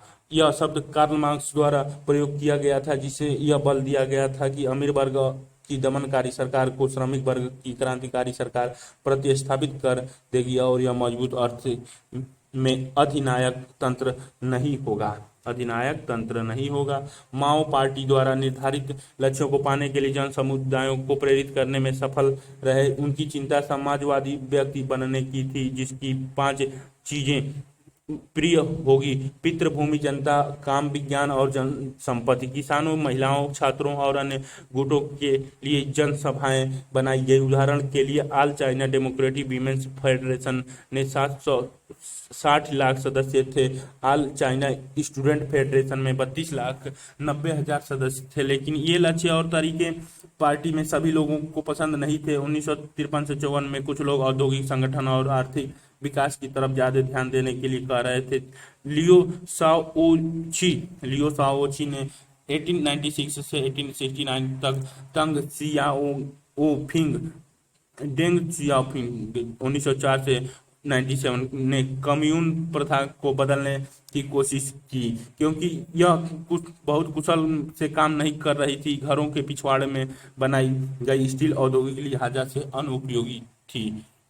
दर्शनों का टकराव 1965 से 78 तक समाजवादी व्यक्ति की रचना के इच्छुक माओवादियों और दक्षता के बजाय विचारधारा पर माओ को के बल देने की आलोचना करने वालों के बीच संघर्ष चला। माओ द्वारा 1965 में छेड़ी गई महान सर्वहारा सांस्कृतिक क्रांति इस संघर्ष का नतीजा था, जो उन्होंने अपने आलोचकों का सामना करने के लिए शुरू की। पुरानी संस्कृति, पुराने रिवाज और पुराने आदतों के खिलाफ अभियान छेड़ने के लिए रेड गार्डर्स, मुख्यतः छात्रों और सेना का इस्तेमाल किया गया है। छात्रों और पेशेवरों लोगों को जनता से ज्ञान हासिल करने के लिए ग्रामीण इलाकों में भेजा गया। विचारधारा साम्यवादी होना पेशेवरों ज्ञान से ज्यादा महत्वपूर्ण था। दोष रोपण और नारेबाजी के तर्क संगत बहस की जगह ले ली। सांस्कृतिक क्रांति से खलबली और का दौर शुरू हो गया और पार्टी कमजोर हो गई और अर्थव्यवस्था और शिक्षा व्यवस्था में भारी रुकावट आई। 1960 के उत्तरार्ध से प्रवाह बदलने लगा। 1975 में एक बार फिर पार्टी ने अधिक सामाजिक अनुशासन और औद्योगिकी अर्थव्यवस्था का निर्माण करने पर जोर दिया ताकि चीन शताब्दी के खत्म होने से पहले एक शक्तिशाली देश बन सके। 1978 से शुरू होने वाले सुधारक सांस्कृतिक क्रांति के बाद राजनीतिक दांवपेच की प्रक्रिया शुरू हुई। तंग सियाओपिंग ने पार्टी पर नियंत्रण मजबूत बनाए रखा और साथ ही देश में समाजवादी बाजार अर्थव्यवस्था की शुरुआत की। 1978 में पार्टी के आधुनिकीकरण के अपने 4 सूत्रीय लक्ष्य की घोषणा की। यह था विज्ञान, उद्योग, कृषि और रक्षा का विकास। पार्टी से सवाल जवाब न करने की हद तक बहस की इजाजत थी। इस नए और आज़ाद वातावरण में जैसा कि 60 साल पहले 4 मई के आंदोलन का समय था, नए विचारों का रोमांचकारी भंडार फूट पड़ा। 5 दिसंबर 1978 को दीवार पर लगे एक पोस्टर ने 5वीं आधुनिकता का दावा किया कि लोकतंत्र के बिना अन्य आधुनिकताएं कुछ भी नहीं बन पाएगी। उसने गरीबी न हटाओ और लैंगिक शोषण खत्म न कर पाने के लिए सीसीपी की आलोचना की।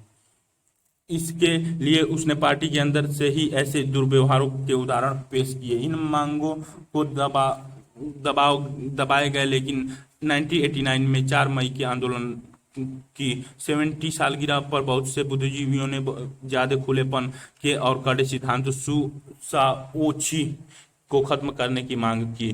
बीजिंग के तियानमेन चौक पर छात्रों को प्रदर्शन क्रूरतापूर्वक दबाया गया। दुनिया भर में इसकी कड़ी आलोचना हुई। सुधारक के बाद के समय में चीन के विकास के विषय पर दोबारा बहस शुरू हुआ।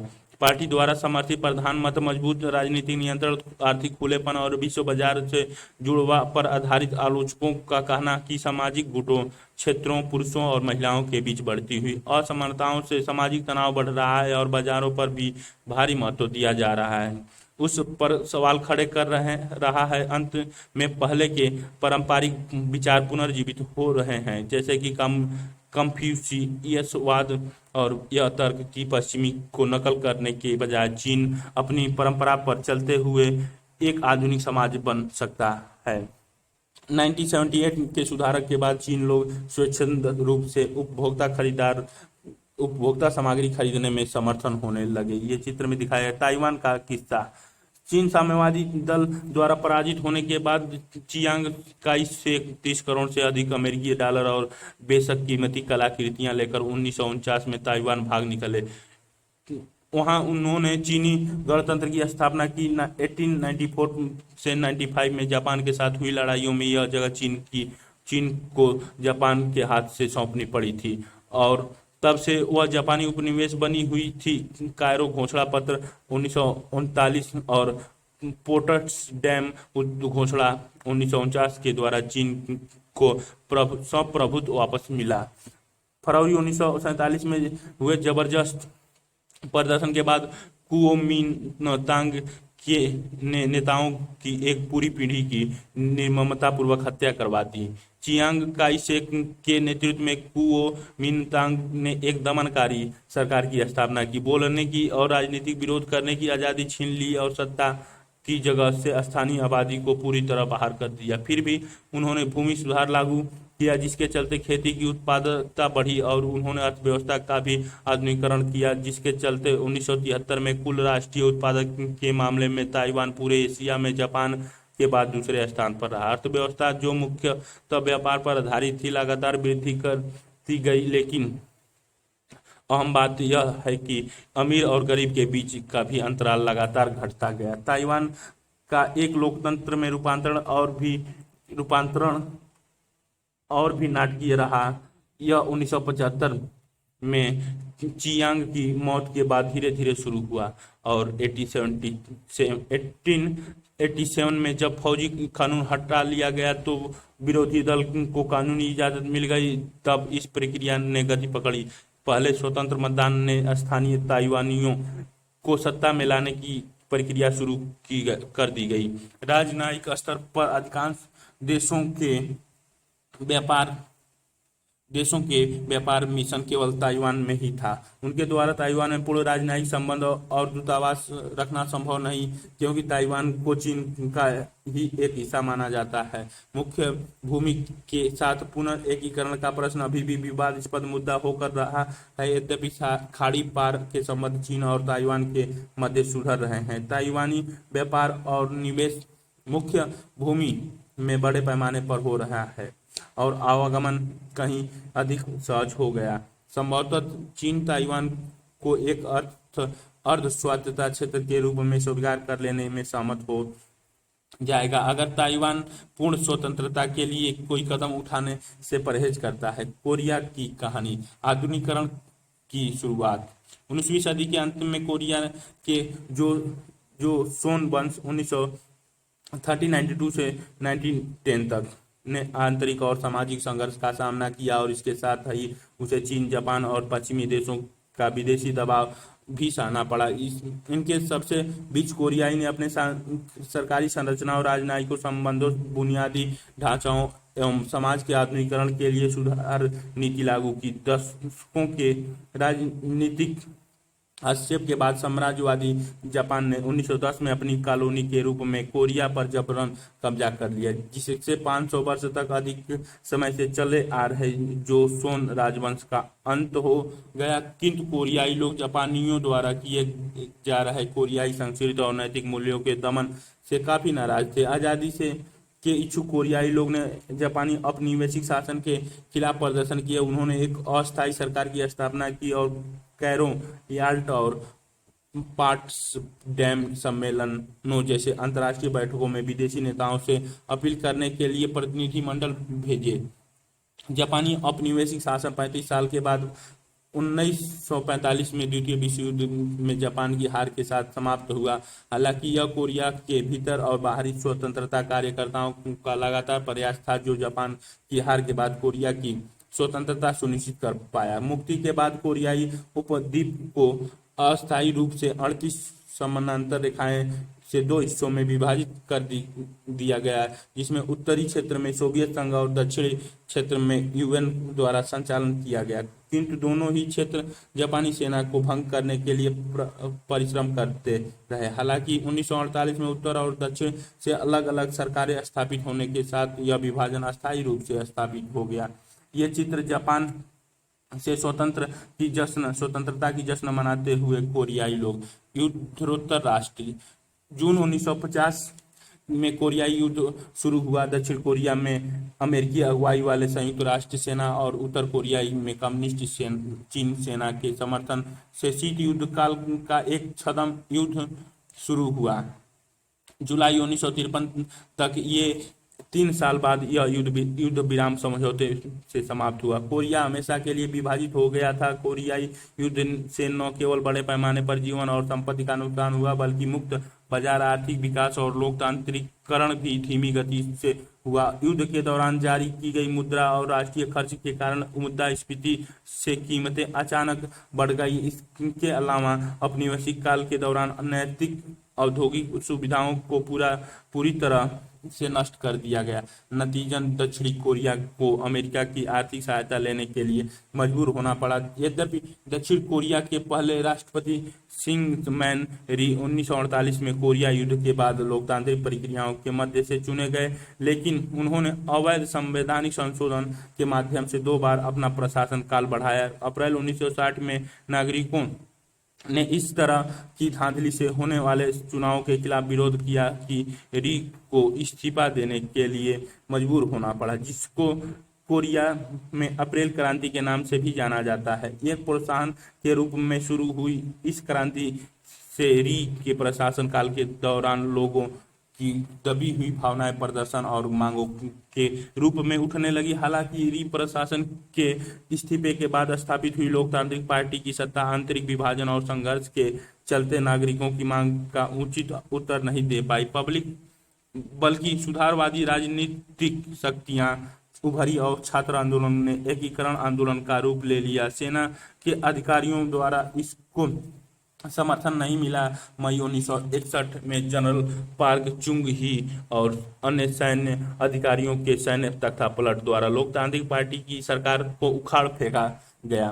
तीव्र औद्योगिकरण और मजबूत नेतृत्व। अक्टूबर 1963 के चुनाव में सैन्य नेता पार्क चुंग ही राष्ट्रपति बने। पार्क प्रशासन ने देश में आर्थिक विकास के लिए एक राज्य आधारित निर्यातक उन्मुख नीति अपनाई। सरकार की 5 वार्षिक आर्थिक योजनाओं ने बड़े कारपोरेटर फर्म का समर्थन किया, रोजगार के विस्तार पर भारी जोर दिया और कोरिया की प्रतिस्पर्धात्मक को बढ़ावा दिया। 1960 के दशक से कोरिया का अभूतपूर्व आर्थिक विकास शुरू हुआ, जब राजनीतिक आयात प्रतिस्थापन औद्योगिकी ISI से निर्यात पर केंद्रित हो गई।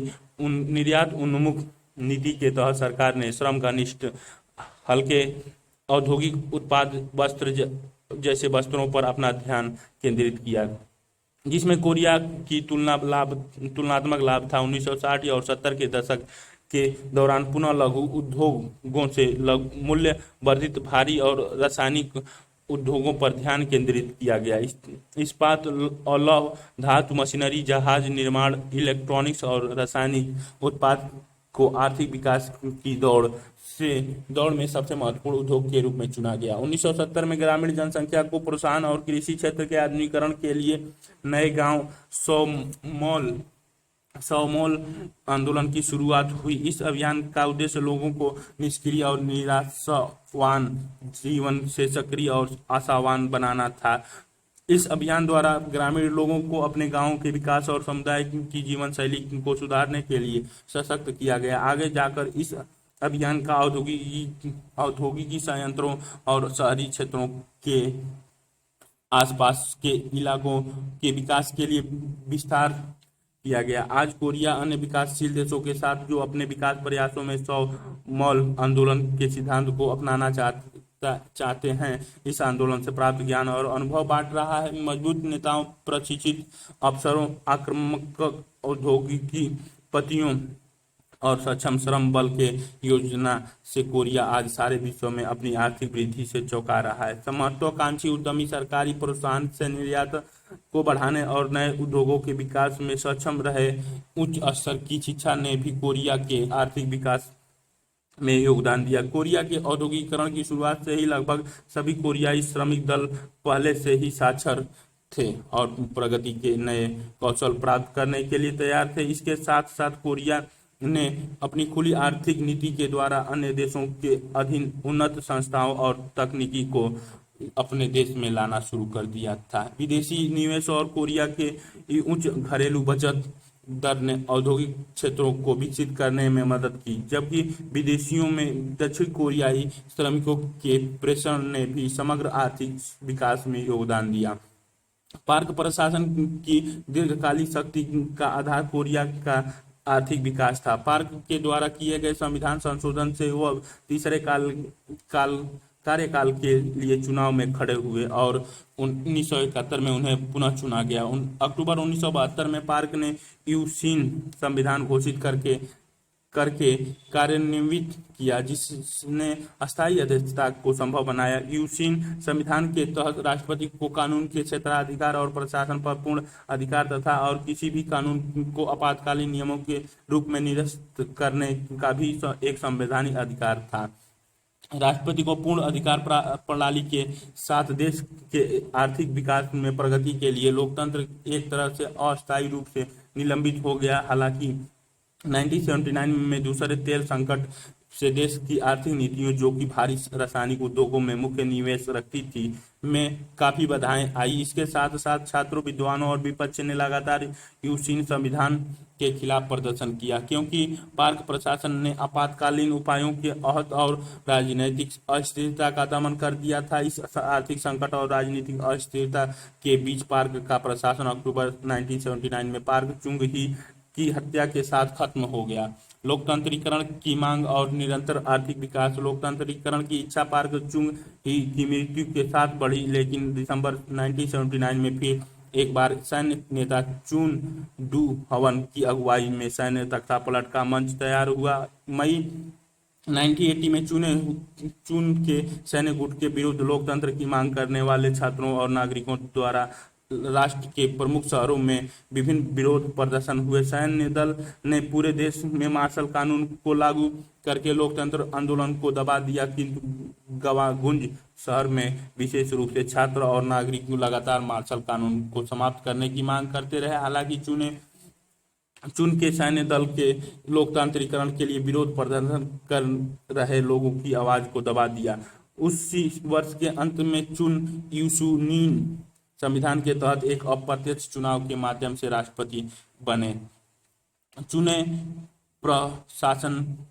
प्रशासन ने अपनी सरकार को स्थिर बनाने के लिए लोकतांत्रिक प्रभाव का मजबूती से दमन किया। हालांकि चुन प्रशासन ने अंतर्राष्ट्रीय आर्थिक दृष्टिकोण से कोरिया के आर्थिक विकास को 1980 में 1.7% से बढ़ाकर 1983 में 13.32% कर दिया और मुद्रास्फीति को भी कम कर दिया। आर्थिक विकास ने शहरीकरण, शिक्षा के स्तर में सुधार और मीडिया के प्रगति को जन्म दिया। इसके फलस्वरूप नागरिकों में अपने राजनीतिक अधिकारों की आत्म जागरूकता बढ़ी, जिससे राष्ट्रपति के प्रत्यक्ष चुनाव के लिए संवैधानिक संशोधन की मांग की गई। मई 1987 में एक विश्वविद्यालय के छात्रों की अत्याचारों से फैल हुई मौत की घटना के बाद नागरिकों ने लोकतांत्रिकरण के लिए बड़े पैमाने पर प्रदर्शन किया। उसको चुन प्रशासन ने दबाने की कोशिश की। इसके बाद चुन सरकार के खिलाफ लोकतांत्रिक आंदोलन में न केवल छात्र बल्कि मध्य वर्ग के नागरिकों ने भी भाग लिया। इन प्रयासों के चलते चुन प्रशासन को संविधान में संशोधन करने के लिए मजबूर होना पड़ा और नागरिकों को सीधे चुनाव का अधिकार मिला। कोरियाई लोकतंत्र का एक नया अध्याय इस प्रकार से शुरू हुआ। कोरियाई लोकतंत्र और IMF संकट। नए संविधान के अनुसार 1971 के बाद से पहला प्रत्यक्ष चुनाव दिसंबर 1987 में हुआ, लेकिन विपक्षी पार्टियों की एकजुट में विफलता के कारण चुन के सैन्य दल के एक साथी सैन्य नेता रोह ताए-वू का चुनाव हुआ। हालांकि कोरिया में लोकतंत्र जारी रहा। 1990 में लंबे समय के विपक्ष नेता रह चुके किम यांग सैम ने एक बड़ी सत्तारूढ़ पार्टी बनाने के लिए रोह की पार्टी से समझौता किया। दिसंबर 1992 में दशकों से चल रहा है सैन्य शासक के बाद एक नागरिक नेता किम को राष्ट्रपति पद के लिए चुना गया। नए चुनाव और एवं सत्तावादी सैन्य शक्ति के विघटन के फलस्वरूप एक बार फिर लोकतंत्र की शुरुआत हुई। नए प्रशासन की निर्यात नीति के तहत सैमसंग, ह्यूंडई और LG सहित कुछ कंपनियां 1990 की शुरुआत तक वैश्विक प्रमुखता के स्तर पर पहुंच चुकी थीं। सरकारी समर्थन के साथ कोरियाई कंपनियों ने पूंजी प्रधान व्यवसाय और रासायनिक उद्योगों के साथ साथ इलेक्ट्रॉनिक उद्योगों में भी निवेश करना शुरू किया। दूसरी ओर सरकार ने औद्योगिक और सामाजिक बुनियादी ढांचे के निर्माण पर ध्यान देना जारी रखा। इसी बीच कोरिया के बाजार को अन्य देशों के लिए खोलने के लिए नए उदारवादी दबाव में किम प्रशासन ने 1996 में आर्थिक सहयोग और विकास संगठन OECD में शामिल होने का निर्णय लिया और कोरिया की अंतर्राष्ट्रीय प्रतिस्पर्धा को मजबूत करने का प्रयास शुरू किया। लेकिन व्यापार घाटे में बढ़ोतरी, वित्तीय संस्थानों द्वारा खराब प्रबंधन, संगठनों द्वारा बेईमानी व्यापारिक संचालन के कारण कोरिया को 1997 में विदेशी मुद्रा संकट का सामना करना पड़ा। इस संकट को अंतर्राष्ट्रीय मुद्रा कोष IMF के द्वारा आपात वित्तीय सहायता के जरिए संभालने की कोशिश की गई। यही नहीं, इस आर्थिक संकट में पूरे देश ने एक साथ प्रयास किए। नागरिकों ने गोल्ड कलेक्शन मूवमेंट के माध्यम से विदेशी ऋण भुगतान के लिए सक्रिय रूप से योगदान दिया। ये आंदोलन जून 1897 में लोकतंत्र आंदोलन के दौरान प्रदर्शनकारी योगदान दिया। दिसंबर 1997 में एक लंबे समय के बाद कोरिया में पहली बार शांतिपूर्ण हस्तांतरण के द्वारा विपक्ष पार्टी के नेता किम डे जुंगा सत्ता में आए। सत्ता में दूसरी शांतिपूर्ण हस्तांतरण 2008 में हुआ, जब रूढ़िवादी पार्टी के नेता ली माइंग बाक प्रगतिशील पार्टी रो म्यू हयून प्रशासन के बाद अध्यक्ष चुने गए। 2012 में रूढ़िवादी पार्टी के नेता पार्क खन हे पहली महिला राष्ट्रपति के रूप में चुनी गई। उनके पिता पार्क चुंग ही की राजनीति विरासत के कारण उन्हें अपने कार्यकाल की शुरुआत में बहुत समर्थन प्राप्त हुआ, लेकिन अक्टूबर 2016 में जब वह यह बात उठी कि उनके स्थान पर उनके एक नजदीकी मित्र गुप्त रूप से सरकारी मामलों का प्रबंधन करते थे, तब राष्ट्रव्यापी विरोध एवं प्रदर्शन के फलस्वरूप मार्च 2017 में उन पर महाभियोग चला और उन्हें कार्यालय से हटा दिया गया।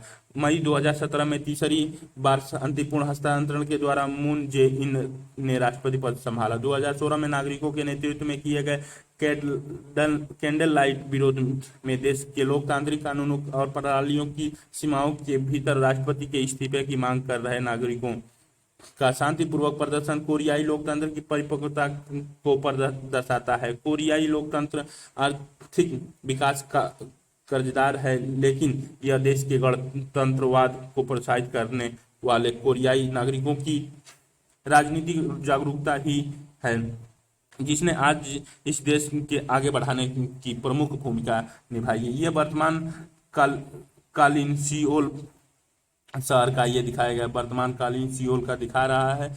आधुनिकता के दो मार्ग।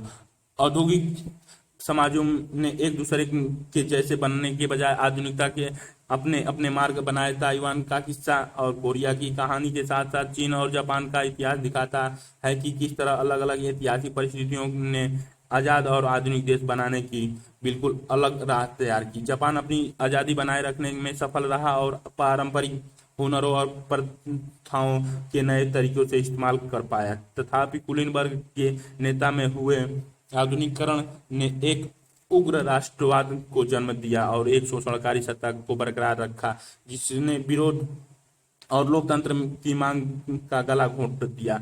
उसने एक औपनिवेशिक साम्राज्य की स्थापना की, जिससे उस क्षेत्र में वैर की भावना बनी रही और अंदरूनी विकास भी प्रभावित हुई। जापान का आधुनिकीकरण एक ऐसे वातावरण में हुआ जहां पश्चिमी साम्राज्यवादी ताकत का प्रभुत्व था। हालांकि जापान ने उनकी नकल की पर साथ ही अपने हल ढूंढने की कोशिश भी की। जापानी राष्ट्रवाद इन मजबूरियों को प्रभाव है और एक और जहां जापानी एशिया को पश्चिमी आधिपत्य से मुक्त रखने की उम्मीद करते थे, दूसरे लोग के लिए यही विचार साम्राज्यवाद का निर्माण करने के लिए महत्वपूर्ण कारक सिद्ध हुआ। यह उल्लेख करना जरूरी है कि सामाजिक और राजनीतिक संस्थाओं के सुधार और रोजमर्रा की जिंदगी को बदलने के लिए परंपराओं को पुनर्जीवित करना या जबरदस्ती उन्हें पकड़े रखना या संभालने का सवाल नहीं था, बल्कि उन्हें नए और अलग रचनात्मक तरीके से इस्तेमाल करने की बात थी। उदाहरण के लिए मेजी स्कूल पद्धति ने यूरोपीय और अमेरिकी प्रथाओं के अनुरूप नए विषयों की शुरुआत की, किंतु पाठ्यचर्या की मुख्य उद्देश्य निष्ठावान और नागरिक बनाना था। नैतिक शास्त्र का विषय पढ़ाना अनिवार्य था, जिसमें सम्राट के प्रति वफादारी पर जोर दिया जाता था। इसी तरह परिवार में और रोजमर्रा की जिंदगी में आए बदलाव विदेशी और देसी विचारों को मिलाकर कुछ नए बनाने की कोशिश दर्शाते हैं। चीन का आधुनिकीकरण का एक सफर बहुत अलग था। पश्चिमी और जापानी दोनों ही किस्से के विदेशी साम्राज्यवाद ने सारे नियंत्रण को कमजोर बनाया और राजनीतिक और सामाजिक व्यवस्था तोड़ने के लिए माहौल बनाए दिए। इसके चलते ज्यादातर लोगों को बहुत से दुख दर्द सहने पड़े। युद्ध, समानतावाद, लूटमार और गृह युद्ध ने बहुत से लोगों की जानें ले ली। जापानी हमले की बर्बरता से भी भारी तादाद में लोगों की जानें गई। प्राकृतिक त्रासदी ने बोझ को और बढ़ा दिया। 19वीं और 20वीं शताब्दी में परंपराओं को ठुकराया गया और और राष्ट्रीय एकता तथा सुदृढ़ता निर्मित करने के रास्ते की तलाश की गई। चीन की साम्यवादी दल और उसके समर्थकों ने परंपरा को खत्म करने की लड़ाई लड़ी। उन्हें जहां लगा कि परंपरा जन समुदाय को गरीबी में जकड़े हुए है, महिलाओं को अधीन बनाती है और देश को अविकसित रखती है, साम्यवादी दल ने लोगों को अधिकार एवं सत्ता देने की बात की, परंतु वास्तव में उसने बहुत ही केंद्रीकृत राज्यों की स्थापना की। साम्यवादी कार्यक्रम की सफलता ने उम्मीद का वादा किया लेकिन दमनकारी राजनीति व्यवस्था ने मुक्त और समानता के आदर्शों को ऐसी नारेबाजी में बदल दिया जो लोगों की चालाकी से प्रभावित कर अपने काबू में लाने में काम आती थी। तथापि इससे शताब्दियों पुराने असमानताएं हटी और हट गई, शिक्षा का विस्तार हुआ और जनता के बीच एक जागरूकता पैदा हुई। पार्टी ने अब बाजार संबंधी सुधार किया और चीन को आर्थिक दृष्टि से ताकतवर बनाने में कामयाब हुई। जबकि राजनीतिक व्यवस्था अब भी कड़े नियंत्रण में है, अब समाज बढ़ती असमानताओं का सामना कर रहा है और सदियों से दबी परंपराएं पुनर्जीवित होने लगी हैं। यह नई स्थिति एक बार फिर यह सवाल खड़ा करती है कि चीन किस तरह अपनी धरोहर को बरकरार रखते हुए अपना विकास कर सकता है। निष्कर्ष, विश्व इतिहास के कुछ विषयों में इस पुस्तक ने अपना परिचय एक लंबी कालावधि से कराया, जिसमें प्राचीन, मध्य व आधुनिक युगों में बांटा जा सकता है। मानव उद्भव और विकास के कुछ प्रमुख विषय इस पुस्तक के केंद्र बिंदु रहे। अलग अलग अनुभाग में निम्नलिखित क्रमशः लघुत्तर कालखंडों की चर्चा की गई। 60 लाख वर्ष पूर्व से 400 ईसा पूर्व, 400 ईसा पूर्व से 1300 ईसा पूर्व, 800 से 1700 ईसा पूर्व, 1700 से 2000 ईसा पूर्व। इतिहासकार प्रायः प्राचीन, मध्यकालीन और आधुनिक युग के विशेषज्ञ होते हैं, किंतु सर्वत्र इतिहासकार के शिल्प की कुछ समानताएं, विशेषताएं और समस्याएं होती हैं। हमने प्राचीन, मध्य और आधुनिक युगों के बीच के अंतरों को मध्यमतः करने का प्रयत्न किया है, ताकि इतिहास कैसे लिखा जाता है और उसकी विवेचना कैसे की जाती है, इसका एक समग्र बोध प्राप्त हो। इसका उद्देश्य हमारे आपको पूरे मानव इतिहास की सामान्य समझ देना भी है। वह इतिहास जो हमारी आधुनिक जड़ों के मुकाबले कहीं ज़्यादा गहरे जाते हैं। इस पुस्तक से आपको अफ्रीका, पश्चिम तथा मध्य एशिया, पूर्व एशिया, ऑस्ट्रेलिया और उत्तर तथा दक्षिण अमेरिका तथा यूनाइटेड किंगडम सहित यूरोप के इतिहास की एक झलक मिली होगी। इसने आपको केस स्टडी पद्धति से परिचित कराया होगा। इस स्थानों के विस्तृत इतिहास के वर्णन का बोझ आप पर लादने के बजाय कुछ परिघटनाओं के मुख्य उदाहरणों का अध्ययन हमें बेहतर लगा। विश्व के कई तरह से लिखा जा सकता है। इनमें से एक, शायद सबसे पुराना तरीका, लोगों के बीच संपर्क पर ध्यान केंद्रित करना है, ताकि संस्कृतियों तथा सभ्यताओं के परस्पर संबंधों पर बल दिया जा सके और विश्व इतिहास परिवर्तन के बहुआयामी पक्षों का अन्वेषण किया जा सके। एक अन्य तरीका सापेक्ष, स्वावलंबी किंतु विस्तृत होते आर्थिक विनिमय के क्षेत्रों की पहचान करना है, जो कि संस्कृति और सत्ता के कुछ रूपों को बनाए रखते हैं। राष्ट्र और क्षेत्रों के ऐतिहासिक अनुभवों में अंतर स्पष्ट कर उनकी विशेषताओं को उभारना तीसरी विधि है। आपको इन तीनों विधियों के संकेत इस पुस्तक में मिले होंगे, किंतु समाज तथा व्यक्ति में विभिन्नताओं के साथ साथ उनमें समानताएं भी परिलक्षित होती हैं। मानव समुदाय के बीच अंतर संबंध और समानताएं हमेशा से रही हैं। वैश्विक तथा स्थानीय रेत के कण में विश्व मुख्य धारा तथा हाशिया, सामान्य तथा विशिष्ट के आपसी संबंधों के बारे में अपने इस पुस्तक में जो कुछ सीखा होगा, वह इतिहास के अध्ययन का एक आकर्षक पहलू है। हमारा विवरण अफ्रीका, एशिया तथा यूरोप में बिखरे बस्तियों से शुरू हुआ था। वहां से हम मेसोपोटामिया के शहरी जीवन की ओर बढ़े। आरंभिक साम्राज्य मेसोपोटामिया, मिस्र, चीन, फारस तथा भारत में शहरों के ही इर्द गिर्द बने थे। इसके बाद हम इससे अधिक विस्तृत यूनानी, मकदूनियाई, रोमन, अरब तथा 1200 से मंगोल साम्राज्य बने।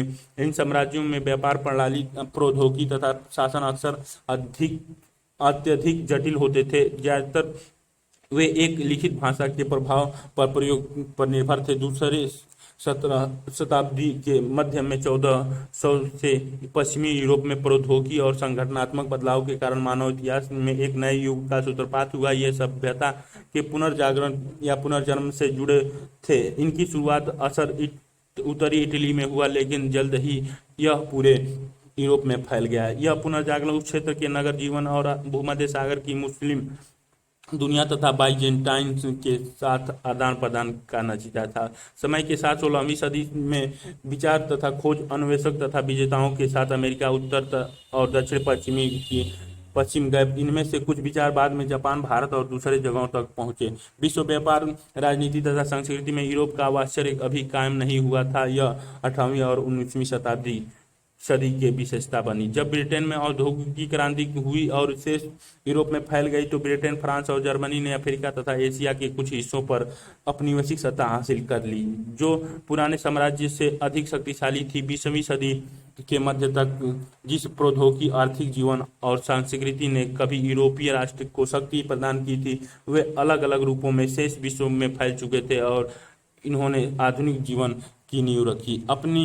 अपने विभिन्न अध्यायों में उद्धृत अंशों को देखा होगा। इनमें कई ऐसे स्रोत से लिए गए हैं, इन्हें इतिहासकार प्राथमिक स्रोत कहते हैं। विद्वान ऐसी ही सामग्रियों से अपने तथ्य हासिल कर इतिहास रचते हैं। वे इनका आलोचनात्मक अध्ययन करते हैं और इन स्रोतों की अस्पष्टता पर विशेष ध्यान देते हैं। एक ही स्रोत का प्रयोग करने वाले इतिहासकार भिन्न बल्कि विपरीत राय पेश कर सकते हैं। दूसरे मानव विज्ञान की भांति इतिहास से भी अलग अलग तरह की बातें कहलवाई जा सकती हैं। यह ऐतिहासिक तथ्य और इतिहासकार के तर्कों के बीच जटिल संबंधों की वजह से है। विद्यालय के अंतिम वर्ष में आप भारतीय या दक्षिणी एशियाई इतिहास में हड़प्पा युग से आधुनिक भारत के संविधान बनाने तक के इतिहास के कुछ पहलुओं का अध्ययन करेंगे। एक बार फिर राजनीतिक, आर्थिक, सामाजिक एवं सांस्कृतिक इतिहास के विवेकपूर्ण मिश्रण पर बल होगा, जो आपके केस स्टडी पद्धति से कुछ चुने हुए विषयों का अध्ययन करने के लिए आमंत्रित करेगा। हमें उम्मीद है कि ये पुस्तक आपके कई प्रश्नों का उत्तर ढूंढने में मदद करेगी। इनमें से प्रमुख इतिहास पढ़ने की जरूरत क्या है? क्या आपको पता है कि प्रतिभाशाली मध्य युग विशेषज्ञ मार्क ब्लॉक ने दूसरे विश्व युद्ध में खाई में रहते हुए लिखी गई अपनी पुस्तक द हिस्टोरियंस क्राफ्ट की शुरुआत एक छोटे बच्चे के प्रश्न से की थी, डैडी मुझे बताइए इतिहास का फायदा क्या हुआ?